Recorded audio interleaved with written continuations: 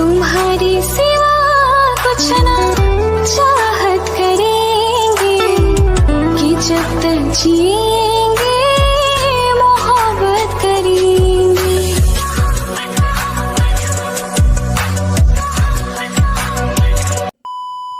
সরকারি হাসপাতালের বারান্দায় দাঁড়িয়ে আছে জংকুক। বারান্দার রেলিংয়ে হেলান দিয়ে মনের সুখে সিগারেট টানছে আর আকাশের দিকে ধোঁয়া ছাড়ছে। গত 10 দিন আবহাওয়াটা প্রচুর গরম ছিল, তবে কাল রাতে অনেক ঝড় হয়েছে। আজকে আবহাওয়া একেবারে ঠান্ডা। আবহাওয়ার সাথে তাল মিলিয়ে জংকুকের মন মেজাজ মাথা এই কয়দিন খুব গরম ছিল, তবে ওয়েদারের সাথে তাল মিলিয়ে জংকুকের মন মেজাজ আজকে একেবারেই ঠান্ডা। ডক্টরের কেবিনের দরজার শব্দ হতেই জংকুক পেছনে ফিরে তাকায়। সঙ্গে সঙ্গে গাইনোকোলজিস্ট ডক্টর রোজের সাথে চোখাচোখি হয় জংকুকের। জংকুক পাত্তা দেয় না, আবারও দু ঠোঁটের মাঝখানে সিগারেট রেখে জোরে টানতে শুরু করে। জংকুকের ঠোঁটে মুখে হাসি না থাকলেও ডক্টর রোজের দিকে তাকিয়ে তার চোখ দুটো হাসছে, যেটা রোজ স্পষ্টই বুঝতে পারছে। রোজ এই মুহূর্তে জংকুকের দিকে কিছুটা বিরক্ত আর অনেকটা রাগান্বিত দৃষ্টিতে তাকিয়ে আছে, যেটা বুঝতে পেরেছে জংকুক। তবে তার কিচ্ছু যায় আসে না, সে মনের সুখে সিগারেট টানছে। ডক্টর রোজ কথা বলে না জংকুকের সাথে, শুধু জংকুকের সামনে দিয়ে হেঁটে যাওয়ার সময় জংকুকের কানে রোজের ঠোঁটের উচ্চারিত কিছু শব্দ এসে বাড়ি খায়। শিক্ষিত শয়তান। তাতে অবশ্য জংকুকের কোনো ভাবমূর্তি দেখা গেল না, সে আগের ন্যায় সিগারেট ঠোঁটে চেপেই দাঁড়িয়ে আছে। ডক্টর রোজ স্থান ত্যাগ করতেই পেছন পেছনই কেবিন থেকে বের হয়ে আসে নার্স, যার হাতে একটা প্রেসক্রিপশন। জংকুকের দিকে প্রেসক্রিপশনটা এগিয়ে দেয় নার্স। নার্সের চোখে মুখে বিরক্তির ছাপ, যেন এই মুহূর্তে জংকুককে তার সহ্য হচ্ছে না। এতে অবশ্য জংকুকের কিছুই যায় আসে না, ওরা যা ভাবার ভাবুক না। ততক্ষণে ডক্টর রোজ রিকশায় চড়ে বাড়ির উদ্দেশ্যে রওনা হয়ে গেছে। আজকে তার মেজাজটা প্রচুর পরিমাণে খারাপ। বাড়ির সামনে রিকশা দাঁড় হতেই কোনো রকম ভাড়াটা মিটিয়ে দ্রুত গতিতে হেঁটে যায় বাড়ির ভেতরে। ঘরে ঢুকে ডানে বামে তাকানোর সময় নেয় রোজের। সে এই মুহূর্তে তার স্বামী ইউনুকে খুঁজছে।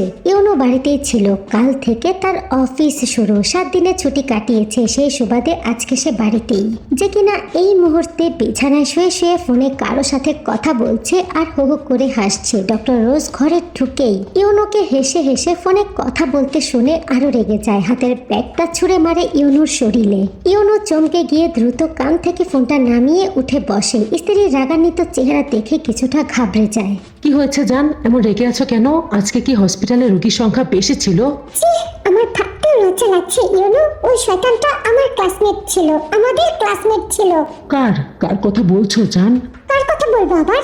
জংকুকের কথা বলছি। আমার ভাবতে অবাক লাগছে, ও কি করে একটা কলেজের প্রফেসর হতে পারে? ও কি করেছে জানো তুমি? এতক্ষণে ইউনু বুঝতে পারলো তার অর্ধাঙ্গিনী রোজ কেন এতটা রেগে আছে। জংকুক, ইউনু আর রোজ একই গ্রামের বাসিন্দা, যেই সুবাদে ছোটবেলা থেকেই তাদের স্কুল কলেজ ইউনিভার্সিটি একই ছিল। একই সঙ্গে ছোটবেলা থেকে লেখাপড়া শেষ করার কারণে তাদের মধ্যে ভালো বন্ধুত্ব তৈরি হয়। তারা খুব ভালো বন্ধু।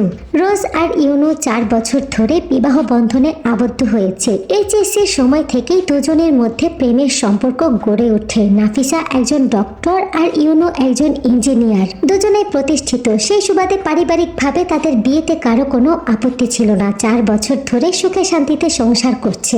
বাকি থাকে জংকুক, যে কিনা সরকারি কলেজের প্রফেসর। স্বভাব সুলভ, অত্যন্ত শান্ত ভদ্র, এক কথায় অসাধারণ একটা ছেলে। ছোটবেলা থেকে প্রফেসর হওয়ার ইচ্ছা ছিল জংকুকের, যেটা যথাযথভাবে সে পূরণ করেছে। খুবই জনপ্রিয় একজন প্রফেসর হয়ে উঠেছে জংকুক। প্রফেসর জংকুক এই একটা নামে নিজের অঞ্চল থেকে আশেপাশে 2-4 অঞ্চল তাকে চেনে। শহরের ইউনিভার্সিটি থেকেও তার ডাক আসে। মাঝে মাঝে শহরে গিয়েও ক্লাস নেয় জংকুক। রোজের এমন প্রতিক্রিয়ায় ইউনু আবারও হাসছে, কোনো কথা বলছে না। ইউনুকে হাসতে দেখে রোজ এবার চেঁচিয়ে উঠে বলে, হাসছো কেন তুমি? এই মুহূর্তে এই শয়তানটাকে ব্লক করবা তুমি। তুমি ওর সাথে কথা বলবা না, আর আমিও বলবো না। এবার জোরে জোরে হেসে ওঠে ইউনু। তবে রোজ কোনো প্রতিক্রিয়া করার আগেই 2 হাত ধরে টেনে এনে নিজের পাশে বসায়। খুব শান্তভাবে রোজকে বলে, এত মাথা গরম কেন করছো জান? তুমি তো জানো কেমন, কখনো দেখেছো কারণ ছাড়া কাউকে কিছু বলতে কিংবা কিছু করতে? এবার রোজ কিছুটা শান্ত হয়। শান্ত সুরে বলে, না না, তা দেখিনি। তবে তুমি জানো না জান, এবারও কি করেছে? আমি জানি তো সোনা, তবে আমার মনে হয় ও এতটা ভুল কিছু করেনি। তাছাড়া এটার দরকার ছিল। ও বলেছে তোমাকে? ছি, এই সমস্ত ব্যাপার আলোচনা করার মতো যে ও তোমাকে বলল? না আলোচনা করার মতো না, তবে ও এক প্রকার বাধ্য হয়ে আমাকে বলেছে, কারণ ব্যাপারটা তুমি জানতে পেরেছো তাই। ও আচ্ছা, তো ওই শিক্ষিত শয়তান কন্ট্রোললেস ক্যারেক্টারলেস লোকটার সাথে তোমার কথা বলা শেষ হয়েছে, নিজেকে সাধু প্রমাণ করার জন্য কি এক্সপ্লেন করেছে শুনি? রোজ, কি সমস্ত কথা বলছো তুমি আমার বন্ধুকে? ও মোটেও এইরকম না। আর তুমি শান্ত হও, আমি তোমাকে প্রথম থেকে খুলে বলছি, না হলে তুমি বুঝবা না। 5 দিন আগের ঘটনা। জুলাই মাসের শেষের দিনগুলো প্রচুর গরম যাচ্ছে। মাসের প্রথম দিনগুলোতে 2-1 দিন বৃষ্টি হলেও পুরোটা মাস জুড়ে বৃষ্টির দেখা মিলছে না। ক্লাস শেষ করে কলেজের বারান্দায় এসে দাঁড়িয়েছে জংকুক। শিক্ষকতার 4 বছর পার করেছে। এই 4 বছরে প্রচুর পরিমাণে সাকসেস লাভ করেছে সে। প্রচুর গরমে ইচ্ছা করছে বাচ্চাদের মতো চিৎকার করে কান্না করতে, কিন্তু তার পক্ষে তো তা সম্ভব না। এই তো 29 বছরের ব্যাচেলার জীবনের ইতি টেনে আগামী পরশু সে বিয়ে করছে। এখন কি বাচ্চাদের মতো কান্না করলে চলবে? আজকের পরে আগামী 10 দিন কলেজ থেকে ছুটি নিয়েছে সে।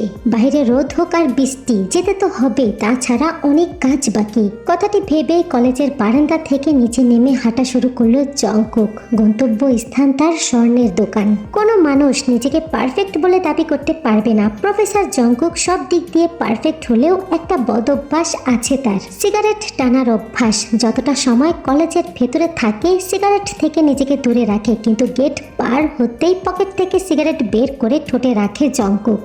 উফ, শান্তি।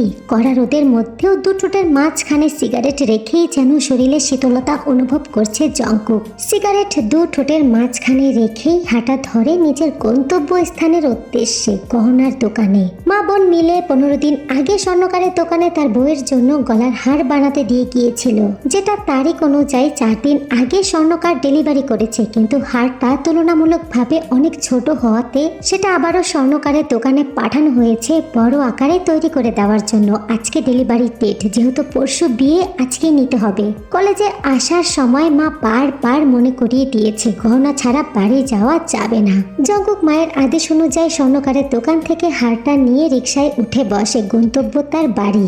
জংকুকের মোটর সাইকেল আছে, তবে সেটা ধরার অনুমতি নাই তার। গত বছর ছোটখাটো একটা অ্যাক্সিডেন্টে ভালোই ব্যথা পায়। তখন থেকেই বড় ভাইয়ের নিষেধ, বাইকের চাবি যেন তাকে না দেওয়া হয়, আর তার মা সেই আদেশ অক্ষরে অক্ষরে পালন করে যাচ্ছে। জংকুকরা 3 ভাই বোন, সে সবার ছোট। বড় ভাই বোন আছে, তবে বিবাহিত। শুধুমাত্র সে একাই ব্যাচেলার ছিল। তবে কাল বাদে পরশু দিন থেকে তার ব্যাচেলার জীবন শেষ। বাবা নেই সংসারে, বড় ভাই দেশের বাইরে থাকে। পুরোটা সংসারের দায়িত্ব বড় ভাইয়ের কাঁধেই ছিল। বোনকে বিয়ে দেওয়া, ছোট ভাইয়ের পড়ালেখার খরচ, সংসারের খরচ, সমস্ত কিছু একাই বহন করে এসেছে এত বছর। বড় ভাই ছাড়া বিয়ের পিড়িতে বসতে খারাপ লাগলেও কিচ্ছু করার নাই জংকুকের, কারণ বড় ভাইয়ের আদেশ। এখনই বিয়ে করতে হবে। কোনের বড় ভাই তার বন্ধু তাকে কথা দিয়েছে, তার দেশে ফেরার অপেক্ষা করা চলবে না। অন্যদিকে কোনের বড় ভাই আর্মি অফিসার, দেশের বাইরে মিশনে যাবে সে, তবে যাওয়ার আগে ছোট বোনকে ভালো পাত্রের হাতে তুলে দিয়ে যেতে চায়। তাই কোনে পক্ষ থেকে বিয়ে নিয়ে একটু তাড়াহুড়া করছে তারা। বাড়ি ফিরে জংকুক গহনাগুলো মায়ের হাতে দিয়ে সোজা নিজের রুমে চলে যায়। বিগত 1 ঘন্টা ধরে তার মোবাইলে মেসেজ আসছে, তবে একটা বারের জন্য মেসেজ চেক করার প্রয়োজন মনে করছে না জংকুক। সে খুব ভালো করেই জানে মেসেজ প্রদানকারী ব্যক্তিটি কে। সে জেনে বুঝেই মেসেজ দেখছে না। দেখার যে ইচ্ছা করছে না এমনটা না, দেখতে খুব ইচ্ছা করছে জংকুকের, কিন্তু সে জেনে বুঝেই নিজেকে কন্ট্রোল করছে। 29 বছরের জীবনে কখনোই প্রেম করে নাই জংকুক। পারিবারিক ভাবেই তার বিয়েটা ঠিক হয়েছে। পাত্রী দেখতে তার কাছে ঠিকঠাকই লেগেছে। যদি পাত্রীর বর্ণনা করতে হয় তাহলে জংকুক এভাবে বর্ণনা করবে: ফর্সা গোলগাল মুখ, গাল দুটো টমেটোর মতো, বড় বড় চোখ, চুলগুলো কোকড়া ম্যাগি নুডলসের মতো, তবে কোমর অবধি লম্বা, নিচের ঠোঁটটা একটু মোটা, দেখে মনে হয় ভোমরা আগেই চুমু খেয়েছে। তবে আনন্দের বিষয় হচ্ছে ঠোঁট দুটো লাল টকটকে। মেয়েদের ঠোঁট লাল গোলাপি না হলে কি মানায়? একেবারে লম্বা না, 4 ইঞ্চি উঁচা জুতা পরলে জংকুকের বুকে এসে ঠেকবে। তাতে অবশ্য জংকুকের কোনো সমস্যা হচ্ছে না। বহু পাত্রী দেখেছে সে, কিন্তু কোনো পাত্রী তার মনে দাগ কাটতে পারেনি যতটা গোলমুখ ঠোঁট মোটা কোকড়া চুলের খাটো মেয়েটা পেরেছে। জীবনে প্রথমবার কারোর ঠোঁট দেখে চুমু খেতে ইচ্ছা করেছে জংকুক, সেটাও আবার এই ভোমরার চুমু খাওয়া মোটা ঠোঁটে। কখনো কি শোনা গেছে কারো মোটা ঠোঁট দেখে প্রেমে পড়তে? কি জানি, জংকুক তো জানে না, তবে সেই পড়েছে। এই ভোমরা বারবার চুমু খাওয়ার ঠোঁটের প্রেমে। তাই তো জঙ্কুকের এতটা নিষ্ঠুরতা মেসেজের উপর। এই প্রেমে পড়ার যাতনা থেকেই তো মেসেজের রিপ্লাই দিতে পারছে না। হাই হ্যালো, কেমন আছো, কি করছো, এই সমস্ত কথা বলার বয়স তো তার না। সে যদি কথা বলে কিংবা মেসেজের রিপ্লাই দেয়, সরাসরি ঠোঁটের প্রসঙ্গটাই আগে আসবে। প্রফেসর হয়ে এমন নির্লজ্জতা। তার থেকে ভালো কথা না বলা, রিপ্লাই না দেওয়া। পরশু তো একেবারে চলে আসছে তার কাছে, তখন না হয় প্রত্যেকটা মেসেজের সরাসরি ভাবেই রিপ্লাই দেওয়া যাবে। নাম কিম তাইয়ং, সবে মাত্র বিয়ে কমপ্লিট করেছে, কিন্তু আগামী পরশু আসল বিয়ে কমপ্লিট হয়ে যাবে তার। পরশু থেকে গোলমুখ খাটো কোকড়া চুলের অধিকারিণী মেয়েটা তার কাছে থাকবে। তখন জঙ্কুক নিজেকে ভ্রমরায় রূপান্তরিত করবে আর তার ফোলা ওই লাল ঠোঁটে কামড় বসিয়ে মধু খাবে। মিষ্টি মধু। মধু, হ্যাঁ মধু। মনে মনে জঙ্কুক হাসে। তের কাছে আছে পৃথিবীর সেরা মধু। তাই তো মনে মনে সিদ্ধান্ত নিয়েছে জঙ্কুক আদর করে বউকে মধু ডাকবে। কথাটি ভেবেই হাসে জঙ্কুক। অনেক কাজ আছে, দাঁড়িয়ে থাকা চলবে না। দ্রুত শাওয়ার নিয়ে তাকে মার্কেটে যেতে হবে। বউ ভাতের লেহেঙ্গা কিনা বাকি আছে এখনো। জঙ্কুকের ছোট খালা খালু গতকাল রাতে শহর থেকে এসেছে। তারা শহরী মানুষ, সব দিক দিয়েই পারদর্শী। বিয়ের ডেট ফিক্সড হওয়ার পরের দিন জঙ্কুক শহরে চলে যায়। খালা খালু মিলে বিয়ের সমস্ত শপিং করতে হেল্প করেছে তাকে। শাড়ি সমেত বিয়ের সমস্ত কসমেটিক্স জঙ্কুক পছন্দ করেছে, তবে দামাদামি করেছে তার খালু। জঙ্কুকের বোন ভিডিও কলে সমস্ত কিছু তেকে দেখিয়েছে। তের ভীষণ পছন্দ হয়েছে বিয়ের শাড়ি। বারবার জিজ্ঞাসা করেছে কে পছন্দ করে কিনেছে। ছেলেদের জিনিস ভালোভাবেই শপিং করতে পারে জঙ্কুক, তবে মেয়েদের জিনিস কেনার ব্যাপারে সে একেবারে কাঁচা। তাই তো বিয়ের লেহেঙ্গা কিনাতে হাত লাগায় নাই জঙ্কুক। আঙ্কেল আর আন্টির অপেক্ষায় ছিল। এখন যখন আঙ্কেল এসেছে তাই দুজন মিলে লেহেঙ্গাটা কিনতে চলেই গেল। জঙ্কুকের আঙ্কেল ভীষণ রসিক। মার্কেটে গিয়ে বারবার তের সাথে ভিডিও কলে কথা বলছিল আর এক একটা লেহেঙ্গার ডিজাইন দেখাচ্ছিল। কোন রং পছন্দ তের, কেমনটা কিনবে তার জন্য পছন্দ অপছন্দ সম্পর্কে বারবার জিজ্ঞাসা করছিল। জঙ্কুক দু একবার তাকিয়েছে ফোনের দিকে। টমেটোর মতো ফোলা গাল দুটো আজ আরো বেশি ফোলা লাগছে। বড় বড় চোখ দুটোতে হতাশায় ভরা। ঝুলে যাওয়া ঠোঁটটা যেন আরো ঝুলে গিয়েছে, যা দেখা মাত্রই জঙ্কুকের ভুরু জোড়ায় কিঞ্চিত ভাঁজ পড়ে যায়। কি হয়েছে মেয়েটার, এমন দেখাচ্ছে কেন? আম্মার সাথে আপার সাথে প্রত্যেকটা দিনই তো ভিডিও কলে হেসে কথা বলে, তবে এখন কি সমস্যা? মনটা খারাপ করে আছে দেখেই বোঝা যাচ্ছে। জঙ্কুক কথাগুলো মনে মনে ভাবে। পরক্ষণেই তার নিজের করা নিষ্ঠুরতার কথা মনে পড়ে। সঙ্গে সঙ্গে মাথাটা অন্যদিকে ঘুরিয়ে ঠোঁট কামড়ে হাসে জঙ্কুক।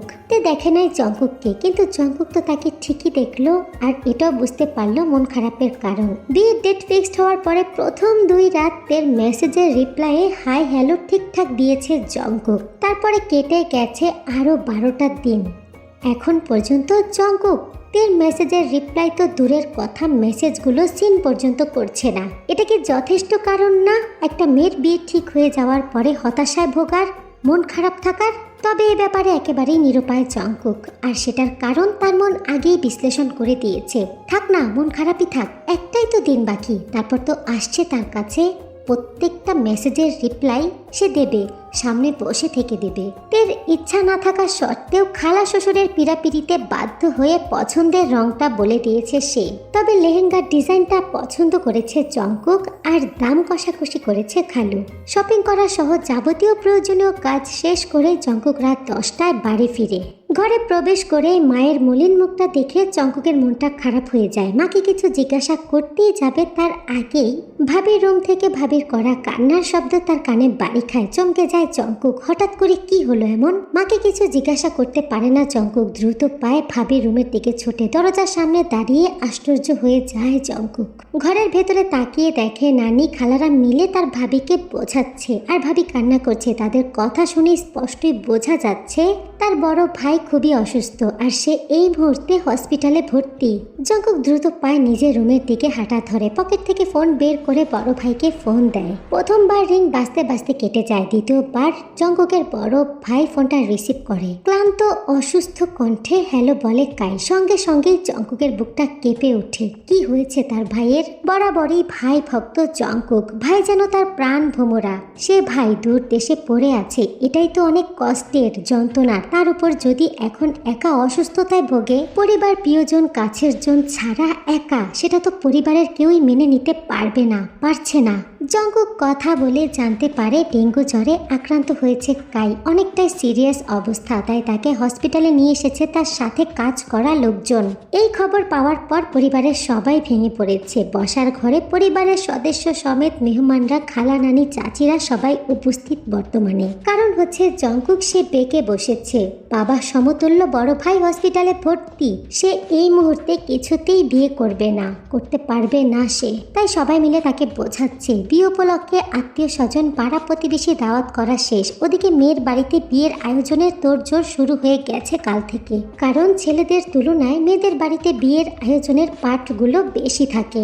জঙ্কুকের এমন কেয়ারলেস কথায় সবাই বিরক্ত হয়। এক কান দুই কান হতে হতে কথাটা কায়ের কান পর্যন্ত যায়। মুহূর্তের মধ্যেই কায়ের ফোন থেকে ফোন আসে জঙ্কুকের কাছে। ফোন রিসিভ করতেই অসুস্থ ভাইয়ের হুমকি স্বরূপ একটা কথাই জঙ্কুকের কানে ভেসে আসে। আমার বাড়ির মান সম্মান কিছুতেই যেন নষ্ট না হয় জঙ্কুক। অসুস্থ বড় ভাইয়ের মান সম্মান কিছুতেই নষ্ট করবে না জঙ্কুক। তার প্রত্যেকটা হুকুম অক্ষরে অক্ষরে পালন করে এসেছে এত বছর, এখনো করবে। তবে তার মনটা বিষণ্ণ। বিয়ে নিয়ে এই মুহূর্তে তার ভেতরে কোনো প্রকার কোনো এক্সাইটমেন্ট কাজ করছে না। দ্রুত সব শেষ হয়ে গেলেই চলবে। গ্রামের বাড়ি, তার উপর আবার বিয়ে বাড়ি, এক প্রকার আনন্দের ঢল নেমে এসেছে বাড়িতে। বাড়ির বড় মেয়ের বিয়ে বলে কথা, আয়োজনের যেন কোনো প্রকার কোনো ত্রুটি নাই। আত্মীয় স্বজনরাই তো প্রায় 100 জনের মতো বাড়ির মধ্যে উপস্থিত। এর বাবারা 5 ভাই, 5 ভাইয়ের মধ্যেই তার বাবা সবার বড়, আর মেয়েদের মধ্যে সে সবার বড়। আর অন্য সব কাজিন সিস্টাররা মাটির নিচ দিয়ে হাঁটে। 5 ভাইয়ের 5টা ফ্যামিলি একত্রিত হয়েছে বিয়ে উপলক্ষে। 4 ফুপু তার ফ্যামিলি সমেত এসেছে। তের খালা মামারা মিলে আরো 7 জন, 7টা ফ্যামিলি নিয়ে উপস্থিত। সমস্ত আত্মীয় মিলে 100 জনের কাছাকাছি। আনন্দের যেন কোনো কমতিই নাই। মধ্যবয়স্ক মা চাচি খালা মামিরা মিলে ঘরে রান্না বান্নার কি আয়োজন হচ্ছে সেটা দেখছে, আবার বিয়ের সময় কি আয়োজন হবে সেটার আলোচনা করছে। বিয়ে কমপ্লিট হয়ে গেলেই তো আমোদ ফুর্তি আয়োজন শেষ হয়ে যাবে না। বিয়ের পর বাড়ির একমাত্র বড় জামাই বাড়িতে আসবে, তার আপ্যায়নে কি কি করবে, তাকে কিভাবে খাতির যত্ন করবে সেটাও আলোচনা করছে। তেদের বাড়ির উত্তর পাশে বড় আম গাছের নিচে বসার জন্য আম গাছের গোড়াটা চারদিক দিয়ে সুন্দর করে পাকা করে রাখা। দাদি নানিরা পানের বাটা নিয়ে সেখানে বসে গীত গাচ্ছে আর হাসাহাসি করছে। ছেলে কাজিন গুলো বাড়ির সামনে হলুদের স্টেজ বানাতে ব্যস্ত, আর মেয়েরা মেহেদি আর হলুদ বাটতে ব্যস্ত। বাকি রইল বাড়ির মুরব্বী পুরুষগুলো, তারা বাবুর্চির সাথে কথা বলতে ব্যস্ত, খাবারের আয়োজন করতে ব্যস্ত। 5000 মানুষকে দাওয়াত করেছে, মুখের কথা না। তের পরিবার তাদের গ্রামের সব থেকে ধনী পরিবার। তেদের তুলনায় জঙ্কুকরা এতটা ধনী না, তবে স্বাচ্ছন্দ্য মতো বেঁচে থাকার সমস্ত কিছু আছে বললেই চলে। তের বাবা চাইলেই তেকে মন্ত্রী মিনিস্টারের ঘরে পাঠাতে পারত, তবে তের ভাই লিমিনহো একেবারেই রাজি না। বরাবরই তার আদরের বোনের জন্য পাত্র সে এমনটা চেয়েছে যে কিনা শিক্ষিত থাকবে, সুন্দর থাকবে, শান্ত আর ভদ্র থাকবে। পয়সাওয়ালা বোনের জামাই দরকার নেই তার, পয়সা তার অভাব নেই। বোন সুখী হলে, সুখে থাকলেই যথেষ্ট। বিয়ে কমপ্লিট করেছে তে, বয়স 24-এর কোঠায়। তারপরও তার মধ্যে ম্যাচুরিটির একটু কম আছে, আর সেটার কারণ হচ্ছে তার পরিবার প্রচুর পরিমাণে আহ্লাদি মেয়ে, আবেগে ভরা। তার মনটা এমন যে এই রোদ এই বৃষ্টি এখন পর্যন্ত একটা প্রেমের প্রস্তাবও সে পায় নাই, তাই প্রেম করে নাই বললেই চলে। কিভাবে পাবে? তার ভাইয়ের ভয়ে ছেলেরা তার কাছ থেকে কয়েক গজ দূরে থেকেছে। বড় ভাই আহ্লাদ করে সব সময় তাকে একটা কথাই বলেছে, তোর জন্য রাজপুত্র আনবো আমি। ভাই তো তার কথা রেখেছে, তার জন্য রাজকুমার এনেছে, যাকে প্রথম দেখাতেই মন দিয়ে বসেছে তে। বাড়ির সবাই যার তার কাছে ব্যস্ত, কিন্তু তে বারান্দায় মন খারাপ করে বসে আছে, দৃষ্টি তার মায়ের দিকে। এই যে মা কত খুশি, সবার সাথে আলাপ আলোচনা করছে তার মেয়ের জামাইকে কিভাবে আপ্যায়ন করবে। কিন্তু মা তো আর এটা জানে না ওই নিষ্ঠুর লোকটা তার মেয়ের মেসেজের রিপ্লাই দিচ্ছে না, যে কারণে বর্তমানে তার মেয়ের মনটা খুব খারাপ। মন খারাপ নিয়ে তে মনে অনেক কিছুই ভাবছে। জঙ্কুক কি তাকে পছন্দ করে না? যদি পছন্দই করবে না তাহলে বিয়েতে রাজি হয়েছে কেন? তে এগুলো অনেক উল্টাপাল্টা বিষয় ভাবে। তবে আবেগীতে কাজিনদের চক্করে পড়ে বেশি সময় মন খারাপ করে থাকতেই পারল না। মুহূর্তের মধ্যেই তের মনের সমস্ত বৃষ্টি সরে গিয়ে সেখানে রোদ উকি দিল। মনে মনে ভেবে নিল তার হবু বর এই মুহূর্তে বিয়ের আয়োজনে ব্যস্ত।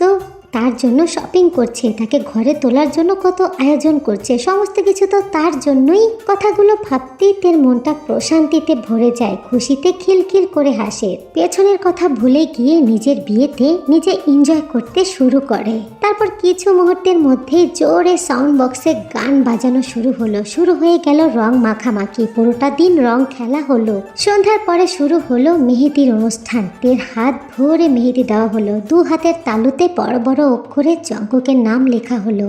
পরদিন সন্ধ্যায় হলুদের অনুষ্ঠানে জঙ্কুকের ভাবি আসে হলুদের তত্ত্ব নিয়ে, সাথে বিয়ের শাড়ি। তে প্রচুর পরিমাণে খুশি হয়ে যায় তাদের দেখে। প্রত্যেকটা জিনিস তার মন মতো হয়েছে। বিয়ের শাড়িটা ভীষণ পছন্দ তার। সকাল সকাল পার্লারে যাবে, শাড়িটা আগে প্রয়োজন ছিল, শাড়ি হাতে চলে এসেছে। এখন আর সময় মতো বউ সাজতে বিলম্ব হবে না তার। অন্যদিকে বরের বাড়িতেও হলুদের অনুষ্ঠান হয়েছে, তবে জঙ্কুকের মনটা একেবারেই খারাপ। যদিও বিয়ে ঠিক হওয়ার পরে জঙ্কুক মনে মনে অনেক হেসেছে, এটা ভেবে যে অন্যদের মতো মুরব্বীরা তার বিয়েতেও অনেক নিয়ম কানুন পালন করাবে তাকে দিয়ে, সে অনেক উপভোগ করবে। তবে এই মুহূর্তে কোনো কিছুই সে উপভোগ করতে পারল না, না নিয়ম কানুন, না ভাবিদের রসিকতা। চুপচাপ রোবটের মতো সমস্ত কিছু করলো সে, কারণ দুশ্চিন্তা একটা রয়েই গেছে। তার বড় ভাই এখনো হসপিটালে ভর্তি। বহু বছর আগে বাবার ঠিক একই অসুখে অসুস্থ হয়ে মারা গেছে। তবে তখনকার তুলনায় এখন চিকিৎসা সেবা অনেক উন্নত। তাছাড়া দেশের বাইরে আছে, চিকিৎসা ভালো। তারপরেও মার মুখের দিকে তাকিয়ে একই চিন্তার ছাপ দেখতে পারছে জঙ্কুক, যিনি এই মুহূর্তে ছেলের বিয়েতে নিজেকে ব্যস্ত রাখার চেষ্টা করছে আর মনে মনে আল্লাহর কাছে প্রার্থনা করছে তার ছেলে যেন সুস্থ হয়ে ঘরে ফিরে যায়। রাত 1টার দিকে তে তার রুমে চুপচাপ বসে আছে, হাতে তার মোবাইল ফোন। মেসেঞ্জার ওপেন করেছে সে। হলুদ সাজে এক এক অঙ্গভঙ্গি থেকে অনেক সেলফি তুলেছে তে। সে খুব আশাবাদী ছিল জঙ্কুক আজ তাকে মেসেজ করবে। অন্য সব বিয়ের গল্পের মতো তার বিয়ের গল্পটাও তো এমন হওয়ার কথা যে তার বর তার হলুদ সাজে তাকে কেমন দেখতে লেগেছে সেটা দেখতে চাইবে। কিন্তু তার জীবনের গল্পটা একেবারেই ভিন্ন। ফোন দেওয়া, যোগাযোগ করা, খোঁজ নেওয়া তো দূরের কথা, মেসেজ করে একটাবার তাকে দেখতেও চাইল না। কিছু সময় চুপচাপ বসে ভাবল তে। তারপর নির্লজ্জের মতো নিজের ছবি নিজেই সেন্ড করতে শুরু করলো জঙ্কুকের ফোনে। জঙ্কুক তখন ভাইয়ের সাথে কথা বলতে ব্যস্ত। ভাই কেমন আছে, শরীরের অবস্থা কি সেটা জানার চেষ্টায়। টুং করে মেসেজের শব্দ হতেই কান থেকে একটু সময়ের জন্য ফোনটা নামায় জঙ্কুক। তে মেসেজ পাঠিয়েছে দেখেই একটু হাসে জঙ্কুক। তারপর দ্রুত ফোনটা আবারও কানে তুলে নেয়। ভাইয়ের সাথে কথাটা শেষ করা গুরুত্বপূর্ণ। 5 মিনিটের বেশি হয়েছে তে ছবি সেন্ড করেছে। জঙ্কুক মেসেঞ্জারে অ্যাক্টিভ, তারপরও তার মেসেজ কেন সিন করছে না, তের মনটা খারাপ করে ফেলে। এদিকে জঙ্কুক ফোনটা তাড়াতাড়ি কেটে মেসেঞ্জার অন করে তের ছবিটা 2 সেকেন্ড দেখার সঙ্গে সঙ্গে ডিলিট হয়ে যায় সব ছবি। জঙ্কুক আশ্চর্য হয়ে যায়, বিরক্ত হয়ে বলে, আশ্চর্য, আমি দেখি নাই তো। কথাটি বলেই জঙ্কুক একই অবস্থায় তের আইডিতেই অপেক্ষা করে, যদি তে আবারও পিকচার সেন্ড করে সেই আশায়। অন্যদিকে তে অভিমানে জর্জরিত। এমন এমন কেন করছে লোকটা? অ্যাক্টিভ থাকার পরও কেন আমার মেসেজ সিন করছে না? কাল বিয়ে, তার এত কিসের ব্যস্ততা? এত ইগনোর কেন করে আমাকে? রাগের মাথায় তে তার পাঠানো সমস্ত ছবি ডিলিট করেছে ঠিক, কিন্তু জঙ্কুক যে মেসেজ সিন করেছে এবং তার ছবিগুলো এক নজর দেখেছে সেটা বুঝতে পারলো না বোকাতে। সে সরাসরি মেসেঞ্জার থেকে বের হয়ে অফলাইনে চলে গেল, ফোনটা রেখে চোখ বন্ধ করে ঘুমানোর চেষ্টায়। এদিকে জঙ্কুক যখন বুঝতে পারলো তে অফলাইনে চলে গেছে, সে একটু হাসে। তার বোকা মধু কি ভেবেছে হলুদের সাজে তাকে দেখাটা এখনো বাকি আছে জঙ্কুকের? না তো, তের বাড়ির হলুদের অনুষ্ঠানে গিয়েছে তো তার বাড়ির লোকেরা। ছবি তো সন্ধ্যা থেকে এখন পর্যন্ত 100টা সেন্ড হয়ে গেছে মেসেঞ্জারে।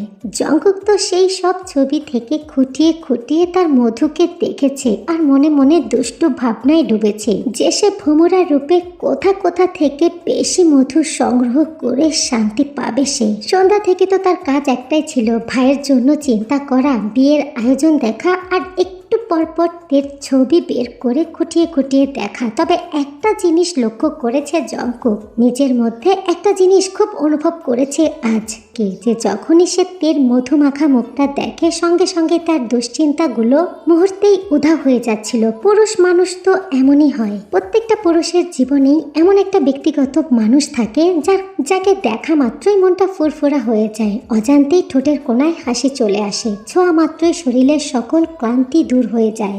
সকল দুশ্চিন্তাগুলো ভ্যানিশ হয়ে কানায় কানায় প্রশান্তিতে ভরে যায়। পরিস্থিতি আর সময় কারোর জন্যই তো থেমে থাকে না।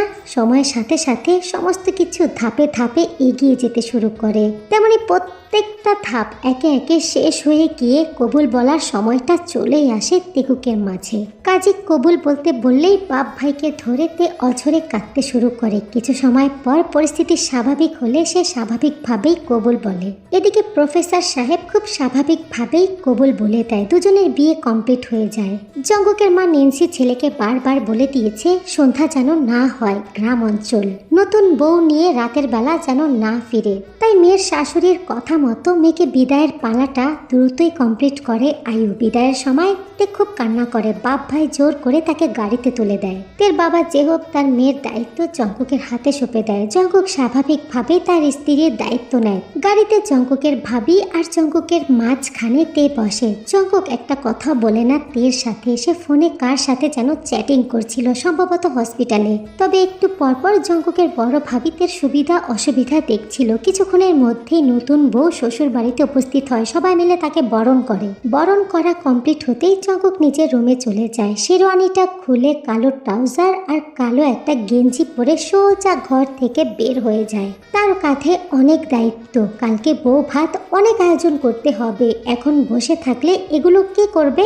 যদিও বাড়িতে রিলেটিভ আছে, কাজিনরা আছে, খালো মামা ফুপা চাচারা আছে, তারপরেও তার ঘরের তো একটা পুরুষও নেই। বউ ভাতে তার নিজের কলেজ সহ আশেপাশের কয়েকটা কলেজের প্রফেসরদের ফ্যামিলি শুদ্ধ দাওয়াত করেছে জঙ্কুক। চেয়ারম্যান, মেম্বার, রাজনৈতিক নেতারা, তাছাড়া এলাকার গণ্যমান্য ব্যক্তি, আবার শ্বশুর বাড়ির আত্মীয়। আয়োজন কম না, সমস্ত কিছু পারফেক্ট চাই তার। নিজের কাজ নিজে না করলে তো কোনো প্রকার শান্তি পাওয়া যায় না। বিয়ের ডেট ফিক্সড করেছে কনে পক্ষ, এমনকি বউ ভাতের ডেট তারাই ফিক্সড করেছে। কারণ তের বড় ভাইয়ের বিয়ের 4 দিনের মাথায় ফ্লাইট, সে মিশনে চলে যাবে। কিন্তু এদিকে এগুলোর মাঝখানে কতটা চাপ পোহাতে হচ্ছে জঙ্কুককে সেটা শুধু জঙ্কুকই জানে। তে পুরোটা রাস্তা কান্না করে এসেছে। শাশুড়ি খুব আদরে আগলে নিয়েছে তাকে, নিজের হাতে রাতের খাবার খাইয়ে দিয়েছে। জঙ্কুকের ভাবি বেসুজি থেকে খুব যত্ন সহকারে জঙ্কুকের রুমে নিয়ে গিয়েছে। জঙ্কুকের রুমটা দোতলায়। শ্বশুর বাড়িতে পা রাখার পর থেকেই তের পূর্ণ মনোযোগ জঙ্কুকের ওপর। জঙ্কুককে চোখের সামনে না দেখেও তার গতিবিধি পর্যবেক্ষণ করছে তে খুব ভালোভাবে। তবে জঙ্কুকের কোনো প্রকার কোনো আগ্রহ সে নিজের ওপরে লক্ষ্য করল না। মনটা খারাপ করে সে তার নতুন জীবনে নতুন স্থায়ী ঠিকানায় পা বাড়ালো। ভাবি বেসুজি তাকে তার ঘরে পৌঁছে দিয়ে নিজের ঘরে চলে গেল। বাড়িটা দোতলা, তবে উপরের তলায় অর্ধেকটা ছাদ আর অর্ধেকটাতে 2টা রুমের একটা ছোট্ট বাসা। যদিও এখন 2 ভাইয়ের পরিবার একটাই, তবে যখন আলাদা হয়ে যাবে তখন যেন 2 তালাতে 2 ভাই আরামে থাকতে পারে, ওই সিস্টেমে বাড়িটা বানানো। উত্তর দক্ষিণ সংযুক্ত বড় একটা রুম, দক্ষিণের পুরোটা জুড়ে বড় একটা খোলা বারান্দা। জঙ্কুকের রুমের বারান্দার পাশটাতেই বড় একটা খোলা বাগান, তার সামনে একটা রাস্তা, আর রাস্তার ওই পারে নদী। রুমের দরজা খোলা, তে তাকিয়ে দেখে ওইদিকে রাস্তার বৈদ্যুতিক আলো পানিতে পড়ে নদীর পানি চিকচিক করছে। বারান্দার দিক থেকে দৃষ্টি সরিয়ে তে রুমের দিকে তাকায়। চোখ পড়ে খাটের উপরে বড় একটা বিছানা। বিছানায় গোলাপি রঙের চাদর বিছানো, পাশাপাশি 2টা বালিশ, পাশে একটা কোল বালিশ আর পায়ের পাশে একটা লাল রঙের ব্ল্যাঙ্কেট। বিছানার পাশে একটা ড্রেসিং টেবিল, তার অপর পাশে একটা কাঠের আলমারি, আর তার সাথে বড় একটা ওয়ার্ড্রোব। উল্টো পাশে একটা ছোট্ট পড়ার টেবিল, সাথে একটা বুক সেলফ, তার পাশে একটা সিঙ্গেল সোফা। আর রুমের দক্ষিণ দিকে একটা দরজা, সম্ভবত ওয়াশরুমের দরজা। রুমটাতে পছন্দ হলো, একেবারে পরিপাটি করে সাজানো। সব থেকে ভালো ব্যাপার হচ্ছে বারান্দাটা অনেক বড় আর একেবারে খোলা।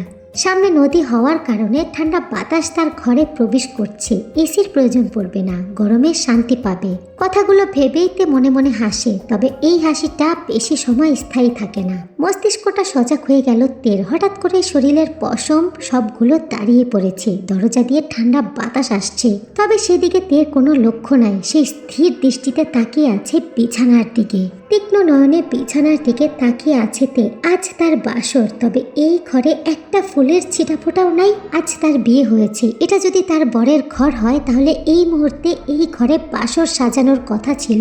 মুহূর্তের মধ্যেই বিষিয়ে গেল তের মন। বিয়ে উপলক্ষে এই বাড়ি কিংবা ওই বাড়ি, কোনো বাড়িতেই তো অনুষ্ঠানের কমতি হয়নি। দুপক্ষই আয়োজন করেছে অনেক, তাহলে বাসর কেন সাজানো হলো না? বিয়ের পর থেকে জঙ্কুক তাকে ইগনোর করছে। আজকে একটু তার প্রতি লক্ষ্য করেনি। কালকে রাতেও এত ছবি পাঠালো কিন্তু কোনো কমেন্টস করলো না। শ্বশুর বাড়িতে আসার পরে একটা কথাও বলল না, আর এখন এই অবস্থা।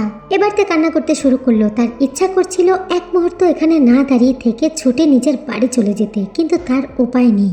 জঙ্কুকের আচরণে, জঙ্কুক সম্পর্কে তার মনের মধ্যে নানান রকম উল্টাপাল্টা চিন্তা আসতে শুরু করলো। রাগে তে নিজের শাড়ি গহনা টেনে খুলতে শুরু করলো।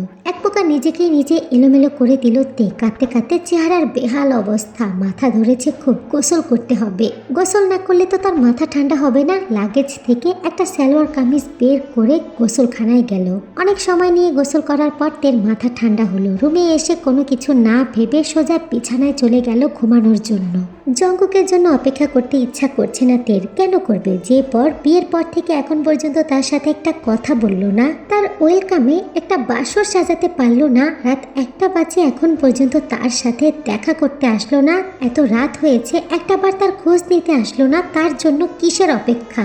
এক বুক ভরা অভিমান নিয়ে কাঁদতে কাঁদতে তে ঘুমিয়ে পড়ল। রাত 2টার দিকে কাজিনদের জোড়াজড়িতে বাধ্য হয়ে জঙ্কুক রুমে আসলো। এত সময় সে বিয়ের আয়োজনে ব্যস্ত ছিল। প্রফেসর জঙ্কুক এটা অন্তত জানে বিয়ের রাতে বউয়ের কাছে যাওয়া উচিত, না হলে খারাপ দেখা যায়, বউকে অসম্মান করা হয়। সেটা চিন্তা করে দুইবার টের কাছে আসতে চেয়েছে জঙ্কুক, কিন্তু ঠিক তখনই প্রয়োজনীয় কাজ পড়ে যায়, যেটা তাকে ছাড়া হচ্ছিল না। এই দিক সামলাতে সামলাতে কখন যে রাত 2টো বেজে গেছে জঙ্কুক বুঝতেই পারেনি। ঘড়ির দিকে তাকিয়ে চমকে যায় সে।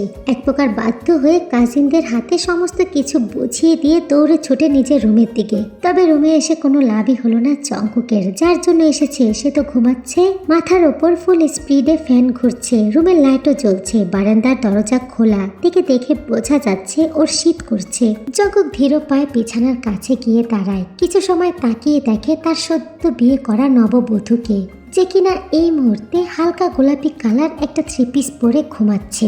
জঙ্কুক তাকায় তের হাতের দিকে। হাতের মেহেদির রং গাঢ় লাল। ডান হাতের তালুতে বড় বড় অক্ষরে জঙ্কুক লেখা। পর মুহূর্তেই জঙ্কুকের দৃষ্টি পড়ে তের ঠোঁটের উপর। ফোলা ঠোঁটগুলো তাকে বেশ আকর্ষণ করছে। জঙ্কুক লক্ষ্য করে দেখে তে কান্না করেছে, তাই তো তার চোখের জল শুকিয়ে আছে। কিন্তু কেন কান্না করেছে মেয়েটা?